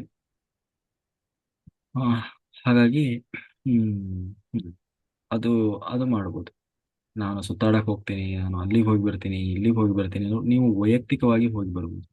ಆದ್ರೆ ನಮ್ಮ ಜೊತೆಗೆ ಇಲ್ಲಿ ಗ್ರೂಪ್ ಅಲ್ಲಿ ಬಂದಾಗ ಇಲ್ಲಿ ಒಂದು ಡಿಸಿಪ್ಲೈನ್ ಅನ್ನೋದು ಇರ್ತದೆ. ಅದನ್ನ ಮೇಂಟೈನ್ ಮಾಡ್ಬೇಕಾಗ್ತದೆ ಅಲ್ವಾ. ಇಲ್ಲ ಅಂದ್ರೆ ಒಬ್ರು ಹೋದ್ರು ಅಂದ್ರೆ 10 ಜನನು ಹೊರಡ್ತಾರೆ. ನಾವು ಹೋಗಿ ಬರ್ತೀವಿ, ನಾವು ಹೋಗಿ ಬರ್ತೀವಿ. ಹಾಗಲ್ಲ. ನಾವು ಹೋಗ್ತಾ ಇರೋದು ಸಾಧನೆಗೆ. ನಾವ್ ಏನೇನೋ ಮಾಡ್ತೀವಿ ಅಂದ್ರೆ ಅಲ್ಲಿ ಅವಕಾಶ ಇಲ್ವೇ ಇಲ್ಲ. ಆ ತರ ಯಾರಾದ್ರೂ ಇದ್ರೆ ನೀವು ಅವರಿಗೆ ಬೇಕಾದ್ರೆ ಅವ್ರು ಒಂದೊಳ್ಳೆ ದುಡ್ಡು ಕೊಟ್ಟಿದ್ರು ಅದನ್ನ ವಾಪಸ್ ಕೊಡೋದಕ್ಕೆ ಡೀಲ್. ಯಾಕೆಂದ್ರೆ ಅವರು ಅವ್ರವ್ರಿಗೆ ಅದು ಬಿಟ್ಟಿದ್ರು ಅಲ್ವಾ. ಅದು ಕೇಳಿದ್ದಾರೆ ಆತರ. ಅವಾಗ ಅದಕ್ಕೆ ಅವಕಾಶ ಇಲ್ಲ ಅಂತ ಹೇಳಿದ್ದೇನೆ. ಹ್ಮ್. ಅದೇ ಅದೇ. ಆಯ್ತು ಅಂತ ಇಲ್ಲ, ಹೇಳ್ಕೊಂಡಿದ್ದೇನೆ. ನಾವು ಅದೇ ಲಾಸ್ಟಿಗೆ ಕೊನೆಗೆ ಹೇಳಿನಲ್ವಾ, ಸುತ್ತಮುತ್ತ ಅಲ್ಲಿ ಕೆಲವು ಕ್ಷೇತ್ರಗಳು ಒಂದು ಒಳ್ಳೊಳ್ಳೆ ಪ್ಲೇಸ್ ಇದಾವಂತೆ, ಗುಹೆಗಳೆಲ್ಲ ಇದ್ದಾವೆ, ವ್ಯಾಸ ಗುಹೆ ಆಮೇಲೆ ಉಪಕಾಶಿ ಏನೇನೋ ಇದಾವಂತೆ. ಅದ್ರ ಬಗ್ಗೆ ಅಲ್ಲಿಯ ಬಗ್ಗೆ ಚೆನ್ನಾಗಿ ಗೊತ್ತಿರೋರ ಹತ್ರನೂ ಅದ್ರ ಬಗ್ಗೆ ಮಾತಾಡಿದೀನಿ. ಅಲ್ಲೆಲ್ಲ ಹೋಗಿ ಬೇಕಾದ್ರೆ ಲಾಸ್ಟಿನ ದಿವಸ ನಾವು ಆ ಅಂದ್ರೆ ಯಾಕೆ 9 ದಿವಸ ಅಂದ್ರೆ ಅದು ಹಿಂದಿನಿಂದ ಒಂದು ಪ್ರತೀತಿ ಇದೆ, ಪುರಾಣ ಪುಣ್ಯ ಅನಾದಿ ಕಾಲದಿಂದ ಒಂದು ಪ್ರತೀತಿ ಇದೆ. ಏನಂದ್ರೆ 9 ದಿವಸ ಯಾರು ಕಾಶಿಯಲ್ಲಿ ಇದ್ದು ಉಳಿಬೇಕಲ್ಲಿ, 9 ದಿವಸ ಕಾಶಿಯಲ್ಲೇ ಉಳಿದು ಸಾಧನೆ ಮಾಡ್ತಾರೆ, ಗಂಗಾ ಸ್ನಾನ ಮಾಡ್ತಾ ಆ ಗಂಗೆಯಲ್ಲಿ ಇದ್ದು ಆ ಒಂದು ಪವಿತ್ರ ಕ್ಷೇತ್ರದಲ್ಲಿ ಇದ್ದು ಯಾರು ಸಾಧನೆ ಮಾಡ್ತಾರೆ ಅವರು ಮೋಕ್ಷ ಯೋಗ್ಯ ಜೀವಿ ಆಗ್ತಾರೆ ಅಂತ ಅರ್ಥ. ಅಂದ್ರೆ ಮೋಕ್ಷಕ್ಕೆ ಯೋಗ್ಯವಾದಂತಹ ಬರೀ ಅಲ್ಲೇ ಇದ್ದು ಬರೋರಲ್ಲ, ಬೇಕಾದಷ್ಟು ಜನ ಇದ್ದಾರೆ ಅಲ್ಲಿ, ಪುಡಾರಿಗಳೆಲ್ಲ ಇರ್ಬೋದೇನು, ಎಲ್ಲರಿಗೂ ಮೋಕ್ಷ ಅಂತ ಅರ್ಥ ಅಲ್ಲ. ಅಲ್ಲಿ ನಿಜವಾಗ್ಲೂ 9 ದಿವಸ ಇದ್ದು ಯಾರು ಸಾಧನೆ ಮಾಡ್ಕೊಳ್ತಾರೆ ಅವರು ಮೋಕ್ಷ ಯೋಗ್ಯ ಜೀವಿ ಆಗ್ತಾರೆ ಅನ್ನುವುದು ಒಂದು ಪ್ರತೀತಿ. ಅದಕ್ಕಾಗಿನೇ ಎಲ್ಲರೂ ಹಿಂದಿನಿಂದಲೂ ಕೂಡ ಎಲ್ಲರ ತಲೆಯಲ್ಲಿ ಒಂದು ಆಸೆ ಇರ್ತದೆ, ಒಂದ್ಸಾರಿ ಜೀವನದಲ್ಲಿ ಒಮ್ಮೆ ಆದರೂ ಕಾಶಿ ಯಾತ್ರೆ ಮಾಡಬೇಕು ಅಂತ. ಜೀವನದಲ್ಲಿ ಒಮ್ಮೆ ಆದರೂ ಕಾಶಿ ಯಾತ್ರೆ ಮಾಡಬೇಕು ಅನ್ನುವುದು ತುಂಬಾ ಜನರ ತುಡಿತಾ ಇರ್ತಾ ಇತ್ತು. ಹಾಗೆ ನಾವು ಸಣ್ಣವರಿದ್ದಾಗಲೇ ಅನ್ಕೊಂಡಿದ್ವಿ ಕಾಶಿಗೆ ಹೋದ್ರು ಅಂದ್ರೆ ಮುಗೀತು ಅವ್ರ ಕತೆ, ವಾಪಸ್ ಬರಲ್ಲ ಅವರು ಅಂತ ಹೇಳಿ. ಅದಕ್ಕೆ ಲಾಸ್ಟ್ ವಯಸ್ಸಾದ್ಮೇಲೆ, ಯಾಕೆಂದ್ರೆ ಹಿಂದೆ ಇವಾಗೆಲ್ಲ ಟ್ರೈನ್ ಇದೆ, ಫ್ಲೈಟ್ಗಳಿದ್ದಾವೆ, ಎಲ್ಲ ಹೋಗಿ ಬರ್ತಾರೆ ವಾಪಸ್. ಆದ್ರೆ ಹಿಂದೆ ಹಂಗಿರ್ಲಿಲ್ಲ, ಕಾಲು ನಡಿಗೆಯಲ್ಲೇ ಹೋಗ್ಬೇಕಿತ್ತು. ಇಲ್ಲಿಂದ ಅವ್ರು ಕಾಶಿ ಮುಟ್ಟೋದ್ರೊಳಗನೆ ಅವ್ರದ್ದು ಗೋವಿಂದ ಆಗಿರ್ತಿತ್ತು, ಮತ್ತೆ ವಾಪಸ್ ಬರೋದ್ರೊಳಗೆ ಆ, ಈ ಸಾಕಾಗಿರ್ತಿತ್ತು. ಹಾಗಾಗಿ ಅವ್ರು ಅಲ್ಲಿ ಇನ್ನೇನು ಇಲ್ಲಿವರೆಗೂ ಬಂದಿದೀವಲ್ಲ ಇನ್ನೇನಿದೆ, ಅದ್ರಲ್ಲೂ ವಯಸ್ಸು ಆದ್ಮೇಲೆ ಹೋಗಿರ್ತಿದ್ರ, ಸಾಕು ಮತ್ತೆ ನಾವು ವಾಪಸ್ ಹೋಗಿ ಏನ್ ಮಾಡೋದಿದೆ, ಇಲ್ಲೇ ಇದ್ದು ಬಿಡೋಣ ವಿಶ್ವನಾಥನ್ ಜೊತೆಗೆ ಅಂತ ಹೇಳಿ ಅಲ್ಲೇ ಇದ್ದರು. ಹೆಂಗಿದ್ರು ಹರಿಶ್ಚಂದ್ರ ಘಾಟ್ ಇರೋದು,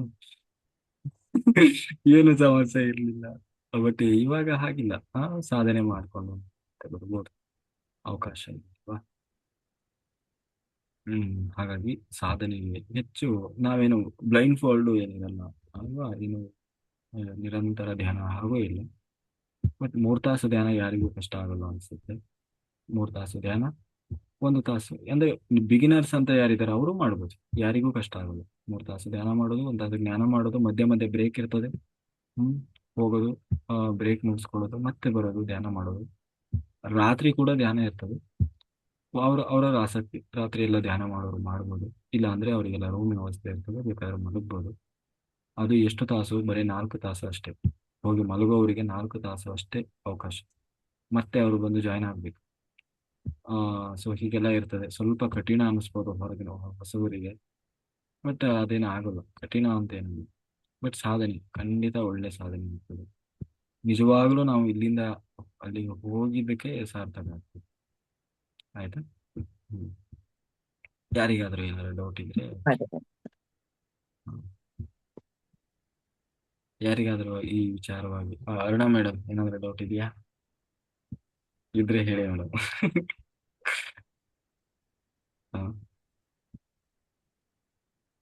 ನೀವು ತುಂಬಾ ಜನ ಹೊರಟಿದ್ದೀರಿ ಅನ್ಸುತ್ತೆ ಅಲ್ವಾ?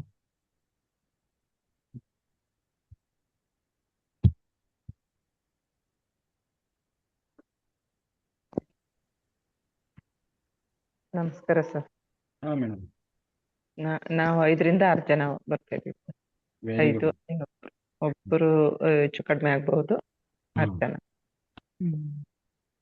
ಓಕೆ. ಅದು ನಾವು ಅಷ್ಟು ಜನ ಫ್ಲೈಟ್ ಅಲ್ಲೇ ಬರೋಣ ಅಂತ ಅನ್ಕೊಂಡಿದೀವಿ. ಬನ್ನಿ ಬನ್ನಿ, ತೊಂದರೆ ಇಲ್ಲ, ಫ್ಲೈಟಲ್ಲಿ ಬರೋರು ಫ್ಲೈಟಲ್ಲಿ ಬರ್ಬೋದು. ಹಾ ಅದು ನೀವೀಗ ಹೇಳಿದ್ರಲ್ಲ 3 hours ಇದು ಧ್ಯಾನ ಆಮೇಲೆ 1 hour ಹ್ಮ್ ಜ್ಞಾನ ಅಂತ, ಅದಿನ್ನು ಈಸಿನೇ ಇತ್ತು. ಹೌದು.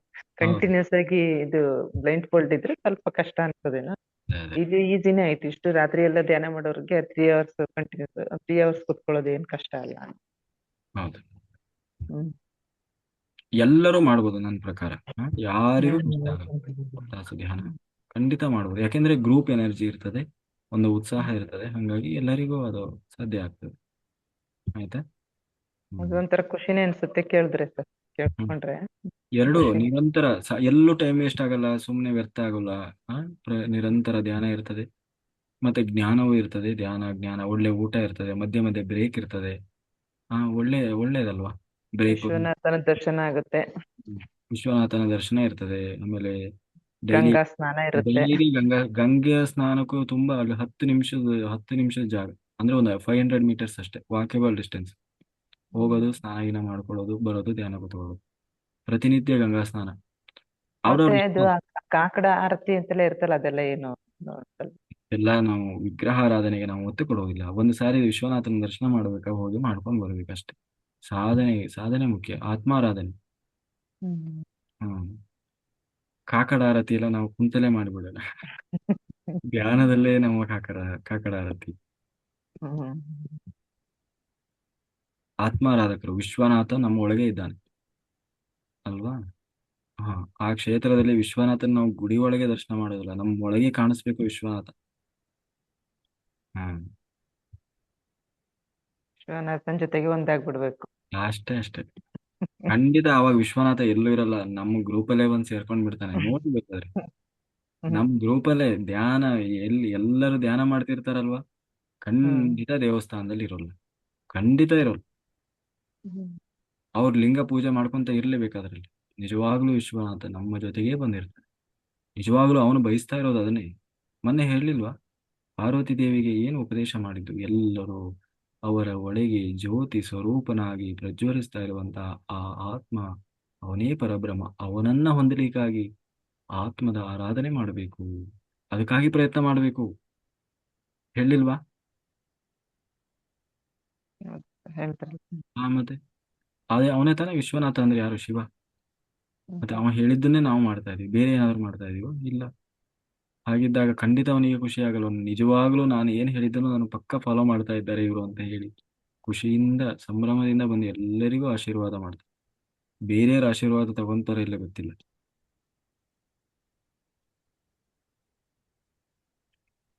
ಹಾಗೆ ಮಾಡಬೇಕಾದದನ್ನ ಮಾಡಿದ್ರೆ ಹೊಂದಬೇಕಾದ ಹೊಂದಿ ಹೊಂದ್ತೀವಿ. ಹೊಂದುತ್ತದೆ. ಹಾಗಾಗಿ ಏನ್ ಮಾಡ್ಬೇಕು? ಫೈವ್ ಫಿಂಗರ್ ದೇಹಕ್ಕೆ ಏನ್ ಬೇಕೋ ಶುದ್ಧ ಶುದ್ಧವಾದ ಸಾತ್ವಿಕ ಆಹಾರ. ಆತ್ಮಿಕವಾದ ಆಹಾರವನ್ನ ಸ್ವೀಕಾರ ಮಾಡಬೇಕು. ಮನಸ್ಸಿಗೆ ಏನ್ ಬೇಕೋ ಸಜ್ಜನರ ಸಹವಾಸ ಬೇಕು, ಸಜ್ಜನರ ಸಂಘ ಇರಬೇಕು. ಬುದ್ಧಿಗೆ ಏನ್ ಬೇಕೋ ಪುಸ್ತಕಗಳನ್ನ, ಆಧ್ಯಾತ್ಮಿಕ ಪುಸ್ತಕಗಳನ್ನೇ ಅಧ್ಯಯನ ಮಾಡಬೇಕು, ಸ್ವಾಧ್ಯಾಯ ಮಾಡಬೇಕು. 4ನೇದು ಏನ್ ಬೇಕೋ ಆತ್ಮ. ಧ್ಯಾನ. ಆತ್ಮಕ್ಕೆ ಏನ್ ಬೇಕು? ಧ್ಯಾನ. ಹಾ, ಆತ್ಮಕ್ಕೆ ಧ್ಯಾನ ಮಾಡಬೇಕು. ತೀವ್ರವಾದ ಧ್ಯಾನ ಮಾಡಬೇಕು. ಮೊನ್ನೆ ಒಬ್ರು ಮಾಸ್ಟರ್ ಹೇಳ್ತಾ ಇದ್ರು, 20 ನಿಮಿಷ ಧ್ಯಾನ ಮಾಡಿ ಸಾಕು ಅಂತ. ಯಾಕೆ 20 ನಿಮಿಷ ಧ್ಯಾನ ಮಾಡಿ ಸಾಕು? ಜಾಸ್ತಿ ಧ್ಯಾನ ಮಾಡಿದ್ರೆ ಎಲ್ಲ ಒಳ್ಳೇದಾಗ್ಬಿಡ್ತದಲ್ವಾ? ಎಲ್ಲ ಒಳ್ಳೇದಾದ್ರೆ ಅವ್ರ ಹತ್ರ ಹೋಗಿ ಯಾರು ಸೌಂಡ್ ಹೀಲಿಂಗ್ ತಗೊಂತಾರೆ? ಯಾರೋ 10,000 ರೂಪಾಯಿ 15,000 ರೂಪಾಯಿ ಕೊಟ್ಟು ಸೌಂಡ್ ಹೀಲಿಂಗ್ ತಗೊಂತಾರೆ ಅಲ್ವಾ? ನೋಡಿ, ಎಷ್ಟು ಎಷ್ಟು ವ್ಯಭಿಚಾರಕ್ಕೆ ನಿಂತಿದೆ ಇವತ್ತು ಧರ್ಮ ಪ್ರಚಾರ, ಧ್ಯಾನ ಪ್ರಚಾರ ಅನ್ನೋದು. ಯಾರಾದ್ರೂ ಪತ್ರಿಜಿಯವರು ಏನು ಹೇಳ್ಕೊಟ್ಟಿದ್ದಾರೆ? ನಿಮ್ಮ ಎಲ್ಲ ಸಮಸ್ಯೆಗಳಿಗೆ ಧ್ಯಾನದಲ್ಲೇ ಪರಿಹಾರ ಕಂಡುಕೊಳ್ಬೇಕು. ಅದಕ್ಕೆ ಚಕ್ರ ಧ್ಯಾನ ಅಂತಲೋ, ಇನ್ನೇನೋ ಸೌಂಡ್ ಹೀಲಿಂಗ್ ಅಂತಲೋ, ಇನ್ನೇನೋ ಅಂತಲೋ ಹೋಗಿ ನಮ್ಮ ನಮ್ಮ ಪಥವನ್ನ ಹಾಳು ಮಾಡ್ಕೊಳ್ಬಾರ್ದು. ನಾವು ಹೋಗುವ ಮಾರ್ಗವನ್ನ ನಾವು ಡೈವರ್ಟ್ ಮಾಡ್ಕೊಳ್ಬಾರ್ದು. ಇರೋದು ಒಂದೇ ಮಾರ್ಗ, ಶ್ವಾಸವೇ ನಮ್ಮ ಗುರು ಅಷ್ಟೇ. ನಾನು ಅದಕ್ಕೋಸ್ಕರ ಪಾಸ್ಟ್ ಲೈಫ್ ಕೂಡ ನಾನು ಮಾಡಿಸ್ತಾ ಇದ್ನಲ್ವ, ಅದನ್ನು ಸ್ಟಾಪ್ ಮಾಡಿದೆ. ಯಾಕೆ ಮಾಡಿದೆ? ಒಂದೇ ಮಾರ್ಗ ಇರಬೇಕು. ಯಾವುದು? ಶ್ವಾಸದ ಮೇಲೆ ಗಮನ ಅಷ್ಟೇ. ಬೇರೆ ಯಾವುದು ಮಾರ್ಗ ಇಲ್ಲ. ಎಲ್ಲವೋ ಅಸತ್ಯವಾದ ಮಾರ್ಗಗಳು, ಅಸತ್ಯವಾದ ಮಾರ್ಗಗಳು. 20 ನಿಮಿಷ ಧ್ಯಾನದಲ್ಲಿ ಏನಾಗ್ತದೆ? ನಾವು ಕರೆಕ್ಟಾಗಿ ಕೂತ್ಕೊಂಡು ಆ ಸ್ಥಿತಿಗೂ ಹೋಗ್ಲಿಕ್ಕೆ ಸಾಧ್ಯ ಇಲ್ಲ. ಸಾಕಂತ 20 ನಿಮಿಷ ಧ್ಯಾನ? ಒಬ್ಬ ದೊಡ್ಡ ಮಾಸ್ಟರು ಹೇಳುವ ಮಾತಾ ಇದು. ಏನ್ ಮಾಡ್ಬೇಕು? ಹೊಸೊಬ್ಬರಿಗಂತೂ ಕಳ್ಳು ಬೀಳೋರಿಗೆ ಅಷ್ಟೇ ಸಾಕು. ಈ ಅವರು ಹೇಳಿದ್ರಲ್ವ 20 ನಿಮಿಷ ಧ್ಯಾನ, ನೀವ್ ಹೇಳ್ತೀರಿ ಗಂಟೆಗಟ್ಟಲೆ ಧ್ಯಾನ ಮಾಡಿ.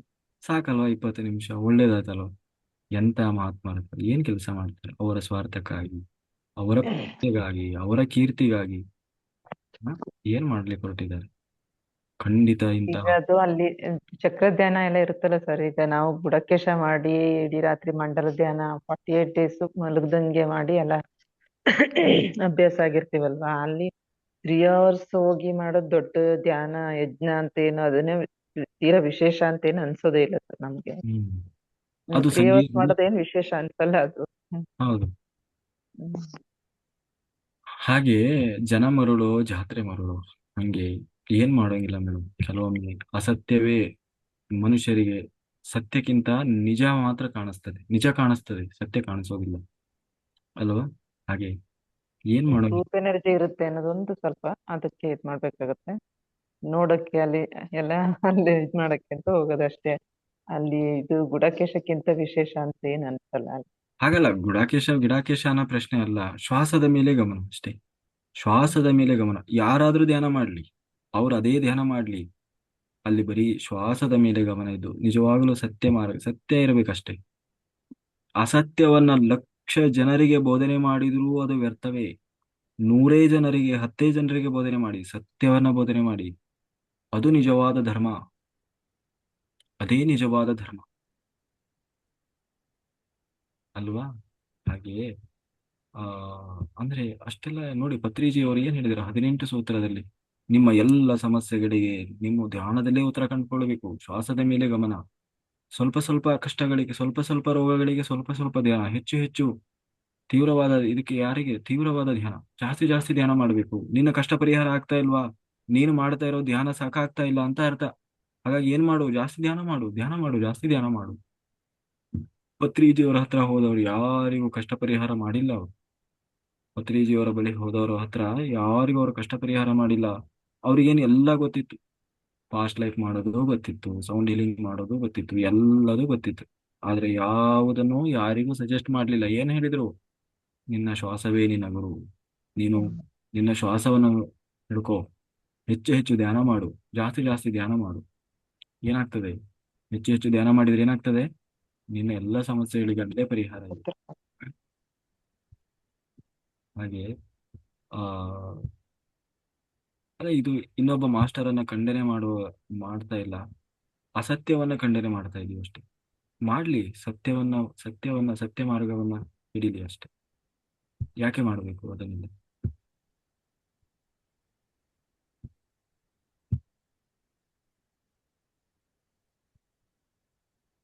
ನಾನು ಎದುರಿಗೆ ಹೇಳ, ನಮಗೇನು ಮುಲಾಜಿಲ್ಲ. ನಾನು ನಿಜವಾಗ್ಲೂ ಅವತ್ತು ಧ್ಯಾನ ಮಾಡಿಲ್ಲ, ನಾನು ಆತ್ಮಜ್ಞಾನ ಹಂಚಿದೆ ಅವತ್ತು. ಆತ್ಮಜ್ಞಾನ ಹಂಚಿದೆ ಎಲ್ಲರಿಗೂ. ಹ್ಮ್. ಹೌದು, ಪುಸ್ತಕಗಳನ್ನ ಕೊಟ್ಟಿವಿ. ಅದಕ್ಕೆ ಅಲ್ಲಿ ನಿಜವಾಗ್ಲೂ ಜ್ಞಾನ ಹಂಚಕ್ಕೆ ಹೋಗಿದ್ದೆ ನಾವು. ನಾ ಧ್ಯಾನ ಮಾಡ್ಲಿಲ್ಲ ಅಲ್ಲಿ. ನಾವು ನಮಗೆ ಬೇಡ ಸಂಗೀತ ಧ್ಯಾನ ಬೇಡ, ಅಸತ್ಯವಾದ ಧ್ಯಾನ ಬೇಡ ನಮ್ಗೆ. ನಾವು ಶ್ವಾಸದ ಮೇಲೆ ಗಮನ ಮಾತ್ರ ಬೇಕು ನಮ್ಗೆ. ಶ್ವಾಸದ ಮೇಲೆ ಗಮನ. ಅವ್ರಿಗೆ ಅಥವಾ ಅರಿವಿದೆಯೋ ಇಲ್ವೋ ಅದು ಎಲ್ಲ ಇವ್ರು ಇದೆ, ಎಲ್ಲ ಇದೆ ಮೇಡಮ್, ಪ್ರತಿಷ್ಠೆ ಅಷ್ಟೇ. ತಟವರ್ತಿ ಗುರುಗಳು ಅವರಿಗೆ ಕಾಲ್ ಮಾಡಿದ್ರೆ ನೆಟ್ವರ್ಕ್ ಸಿಗದೆ ಇರೋರು ಮಾಡ್ತಾರಲ್ವ, ಹಾಗೆ ಮಾತಾಡಿದ್ದಾರೆ. ಹಲೋ ಹಲೋ, ಕೇಳ್ತಾ ಇಲ್ಲ ಕೇಳ್ತಾ ಇಲ್ಲ. ಒಬ್ಬ ಅಂತ ಸದ್ಗುರುಗಳು ಫೋನ್ ಮಾಡಿದ್ರೆ ರೆಸ್ಪಾನ್ಸ್ ಮಾಡೋ ರೀತಿನ ಅದು. ಅಹಂಕಾರ ಅದು. ಮನುಷ್ಯನಿಗೆ ಯಾರೇ ದೊಡ್ಡ ವ್ಯಕ್ತಿಯಾಗಲು ಬೆಳಿಲಿ, 3 ರೀತಿಯ ಪರೀಕ್ಷೆಗಳು ಎದುರಾಗ್ತವೆ: ಕಾಂತ, ಕನಕ, ಮತ್ತೆ ಕೀರ್ತಿ. ಕೀರ್ತಿ ಹಿಂದೆ ಬಿದ್ರು ಅಂದ್ರೆ ಯಾವುದು ಕಾಣಲ್ಲ ಅವರಿಗೆ. ಅವರಿಗೆ ಜನ ಬೇಕು, ಪ್ರತಿಷ್ಠೆ ಬೇಕು, ದೊಡ್ಡ ಆಗಬೇಕು. ಕನಕ, ದುಡ್ಡಿನ ಹಿಂದೆ, ಕೀರ್ತಿಯ ಹಿಂದೆ ಬಿದ್ರೆ ಯಾವುದು ಕಾಣಿಸಲ್ಲ, ಯಾವುದು ಕಾಣಿಸಲ್ಲ. ಈಗ ನಾನು ಕೂಡ ಹಾಸನ ಧ್ಯಾನ ಯಜ್ಞಕ್ಕೆ ಹೋಗಿದ್ದೆ. ಅದೇ ಹಾಸನ ಧ್ಯಾನ ಯಜ್ಞದಲ್ಲಿ 20,000 ಜನರನ್ನ ಸೇರಿಸ್ತೀವಿ ಶಿವಮೊಗ್ಗ ಧ್ಯಾನ ಯಜ್ಞದಲ್ಲಿ ಅಂತ ಹೇಳಿದ್ರು. ನನಗೆ ಗೊತ್ತಿದ್ದಾಗೆ 1-1.5 ಸಾವಿರ ಜನ ಸೇರಿರ್ಬೋದಲ್ಲಿ. ಮತ್ತೆ ಸೇರಿಸ್ಬೇಕಿತ್ತಲ್ಲ 20,000 ಜನರನ್ನು. ಮತ್ತೆ ಅವ್ರು ಅಷ್ಟು ದೊಡ್ಡ ಮಾಸ್ಟರ್, ಅವ್ರ ಮಾತಿನಲ್ಲಿ ಅಷ್ಟು ಸತ್ಯ ಇದೆ ಅಂದ್ಮೇಲೆ ರಾಜಕೀಯ ಮಾಡಿದ್ದಾರೆ ಅದರಲ್ಲೂ, ಗೊತ್ತಾ? ಹಾಗೆಲ್ಲ ಇರ್ತದೆ ಮೇಡಮ್. ಹುಳುಕುಗಳು ಕಾಣಿಸೋದಿಲ್ಲ, ಬೆಳ್ಳಗಿರೋದು ಮಾತ್ರ ಕಾಣಿಸ್ತದೆ.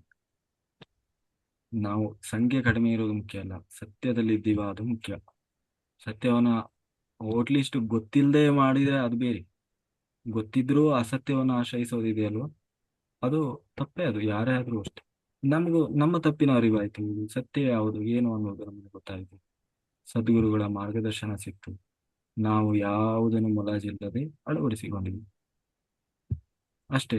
ಒಳ್ಳೇದಾಗ್ತಾ ಇದೆ, ನಮಗಂತೂ ಒಳ್ಳೇದಾಗ್ತಾ ಇದೆ, ಎಲ್ಲರಿಗೂ ಒಳ್ಳೇದಾಗ್ತದೆ ಖಂಡಿತ. ಎಲ್ಲರೂ ಆ ಏನನ್ನ ಹೊಂದಬೇಕು ಅದನ್ನು ಹೊಂದುತ್ತಾರೆ. ಅದರಲ್ಲಿ ಯಾವ ಇದು ಇಲ್ಲ ಅಲ್ವಾ? ಹ. ಸತ್ಯ ಕಹಿಯಾಗಿ ಇರುತ್ತೆ ಯಾವಾಗ್ಲೂ, ಅದಕ್ಕೆ ಇವಾಗ ಸ್ಟಾರ್ಟಿಂಗ್ ಅಲ್ಲಿ ಗೊತ್ತಾಗಲ್ಲ, ಆಮೇಲೆ ಸತ್ಯಕ್ಕೆ ಜಯ ಅಂತ, ಸತ್ಯಮೇವ ಜಯತೆ, ಕೊನೆಗೆ ಅದಕ್ಕೆ ಸಿಗುತ್ತೆ. ಸತ್ಯಮೇವ ಜಯತೆ ಅಷ್ಟೇ. ಧರ್ಮೋ ರಕ್ಷತಿ ರಕ್ಷತಿ. ನಾವು ಧರ್ಮವನ್ನ ಆಶ್ರಯಿಸಿದ್ದೀವಿ, ಸತ್ಯವನ್ನ ಆಶ್ರಯಿಸಿದ್ದೇವೆ. ಖಂಡಿತ ಯಶಸ್ಸು ಸಿಕ್ಕೇ ಸಿಗ್ತದೆ. ಪ್ರಕೃತಿ ನಮಗೆ ಸಹಕರಿಸ್ತದೆ.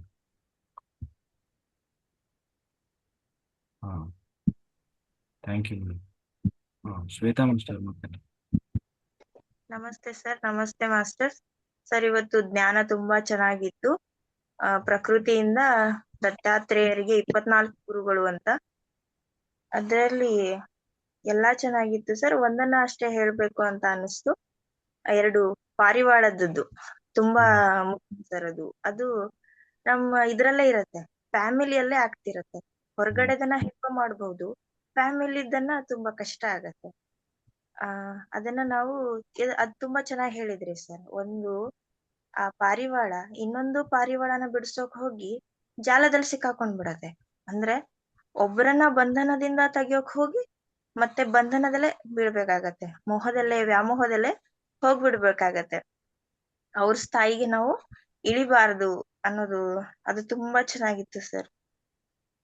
ಅಂದ್ರೆ ಆತ್ಮ ಬಂಧುಗಳಾಗ್ತಾರೆ, ಆದ್ರೆ ಒಳಗಿನಿಂದ ನಮ್ಗೆ ಅದು ಗೊತ್ತಿರ್ಬೇಕು, ಹೊರಗಿನಿಂದ ನಮ್ಮ ಕರ್ತವ್ಯವನ್ನ ನಾವು ಮಾಡ್ಬೇಕಾಗಿರತ್ತೆ. ಸಾಕ್ಷಿಯಾಗಿ ನೋಡ್ಕೊಂಡು ನಾವು ಬಂದಿರುವಂತಹ ಋಣ ಯಾವ ಋಣದಿಂದ ನಮ್ ಫ್ಯಾಮಿಲಿಯಲ್ಲಿ ನಾವು ಬಂದಿದೀವಿ ಅದ್ರ ಜೊತೆ ಮಾಡ್ತಾ ಇದರಿಂದ ಒಳಗಡೆ ವ್ಯಾಮೋಹನ ಇಟ್ಕೊಳ್ಳಾರ್ದೆ ನಿರ್ಮಮೋ ನಿರಹಂಕಾರ, ಮಮಕಾರವೂ ಇಲ್ಲದೆ ಅಹಂಕಾರವೂ ಇಲ್ಲದೆ ಇರ್ಬೇಕಾಗತ್ತೆ. ಅಂದ್ರೆ ಡಿಟ್ಯಾಚ್ಮೆಂಟು ಇಲ್ಲ, ಅಟ್ಯಾಚ್ಮೆಂಟು ಇಲ್ಲ, ಮಧ್ಯಮ ಮಾರ್ಗ. ಇದು ಅವತ್ತು ಹೇಳಿದ್ರಿ ಸರ್ ಮೊನ್ನೆ ಒಂದು ಕ್ಲಾಸ್ನಲ್ಲಿ. ತಾವರೆ ಎಲೆ ಹಾಗೆ, ಅಂದ್ರೆ ನೀರಲ್ಲೇ ಇದ್ರು ಅದನ್ನ ಅಂಟಿಸ್ಕೊಳ್ಳೋದಿಲ್ಲ, ಅದರಲ್ಲೇ ಇದ್ದು ಅಂಟಿಸ್ಕೊಳ್ಳಲಾರ್ದೆ ಸತ್ಯವನ್ನ ಹಿಡ್ಕೋಬೇಕು ಅನ್ನೋದು ಇದು ತುಂಬಾ ಚೆನ್ನಾಗಿತ್ತು ಸರ್. ಹಾಗೆ ಕಾಶಿದೆಲ್ಲ ಹೇಳ್ತಾ ಇದ್ರಿ ಸರ್. ನಾವು ಪತ್ರಿಜಿ ಗುರುಗಳು ಹೇಳ್ತಾರೆ, ಎಲ್ಲಿ ನಾವು ಹೆಚ್ಚು ಎನರ್ಜಿಯನ್ನ ಪಡ್ಕೋಬಹುದು ಅಂತ. ಪಿರಮಿಡ್ ಮೂಲಕ ಮತ್ತೆ 3 ಪಟ್ಟು ಎಕ್ಸ್ಟ್ರಾ ಎನರ್ಜಿ ಪಡಿಬಹುದು. ಹಾಗೆ ಮಹಾತ್ಮರ ಯೋಗೀಶ್ವರರ ಸಮಾಧಿ ಹತ್ರ ನಾವು ಎಕ್ಸ್ಟ್ರಾ ಎನರ್ಜಿಯನ್ನ ಪಡಿಬಹುದು. ಮತ್ತೆ ತಪೋಭೂಮಿಯಲ್ಲಿ ನಾವು 3 ಪಟ್ಟು ಎಕ್ಸ್ಟ್ರಾ ಎನರ್ಜಿಯನ್ನ ಪಡಿಬಹುದು. ಹಾಗೆ ಅಲ್ಲಿ ತುಂಬಾ ಎನರ್ಜಿ ಇರತ್ತೆ ಸರ್. ಎಲ್ಲಾರು ಅದಕ್ಕೆ ಬರ್ತಿದ್ದಾರೆ, ಇಷ್ಟ ಹೇಳ್ಬೇಕು ಅನಿಸ್ತು. Thank you sir, thank you ಅವಕಾಶಕ್ಕಾಗಿ. Thank you. ಅದೇ ಸಮುದ್ರದಲ್ಲಿ, ಆಮೇಲೆ ನದಿ ತೀರಗಳಲ್ಲಿ, ಅರಣ್ಯ ಪ್ರದೇಶ, ಪ್ರಕೃತಿಯಲ್ಲಿ, ಆಮೇಲೆ ಸಾಧನೆ ಮಾಡಿದಂತಹ ಪ್ರದೇಶಗಳಲ್ಲಿ, ಅಲ್ಲೆಲ್ಲ ಎನರ್ಜಿ ಅನ್ನೋದೇ ಇರ್ತದೆ. ಅದಕ್ಕೆ ಅಂತ ಎನರ್ಜಿ ಹೋಗಿ ನಾವು ಕನೆಕ್ಟ್ ಆಗಬೇಕು. ಅಲ್ಲಿ ನಮ್ಮ ಎನರ್ಜಿ, ನಮ್ಮ ಫ್ರೀಕ್ವೆನ್ಸಿ ಲೆವೆಲ್ ಚೇಂಜ್ ಆಗ್ತದೆ. ಯಾರ್ಯಾರ್ದು ಹೇಗಿದ್ರು ಕೂಡ ಅಲ್ಲಿ ಹೈ ಎನರ್ಜಿ, ಹೈ ಫ್ರೀಕ್ವೆನ್ಸಿ ಇದ್ದಾಗ ಎಲ್ಲರ ಫ್ರೀಕ್ವೆನ್ಸಿ ಅದಕ್ಕೆ ಮ್ಯಾಚ್ ಆಗ್ತದೆ, ಪರಿವರ್ತನೆ ಬರ್ತದೆ. ನಾವು ಒಬ್ಬರೇ ಮನೇಲಿ ಕೂತ್ಕೊಂಡು ಮಾಡೋದಕ್ಕೂ ಅಂತ ಜಾಗದಲ್ಲಿ ಹೋಗಿ ಮಾಡುವಾಗ್ಲೂ ಬಹಳ ವ್ಯತ್ಯಾಸ ಇದೆ. ಅದರಲ್ಲೂ ಮಹಾಕುಂಭಮೇಳ ಏನೇನೋ ನೋಡೋದು, ತುಂಬಾ ಎನರ್ಜಿ ಬಂದಿರುವಂತ ಪ್ಲೇಸ್. ಈ ಟೈಮಿಗೆ ನಾವು ಹೋಗಿ ಧ್ಯಾನ ಮಾಡೋದು ಖಂಡಿತ ಒಂದು ಒಳ್ಳೆ ಪರಿವರ್ತನೆ. ಓಕೆ ಮಾಸ್ಟರ್ಸ್, ಎಲ್ಲರಿಗೂ ಒಳ್ಳೇದಾಗ್ಲಿ ಇವತ್ತು.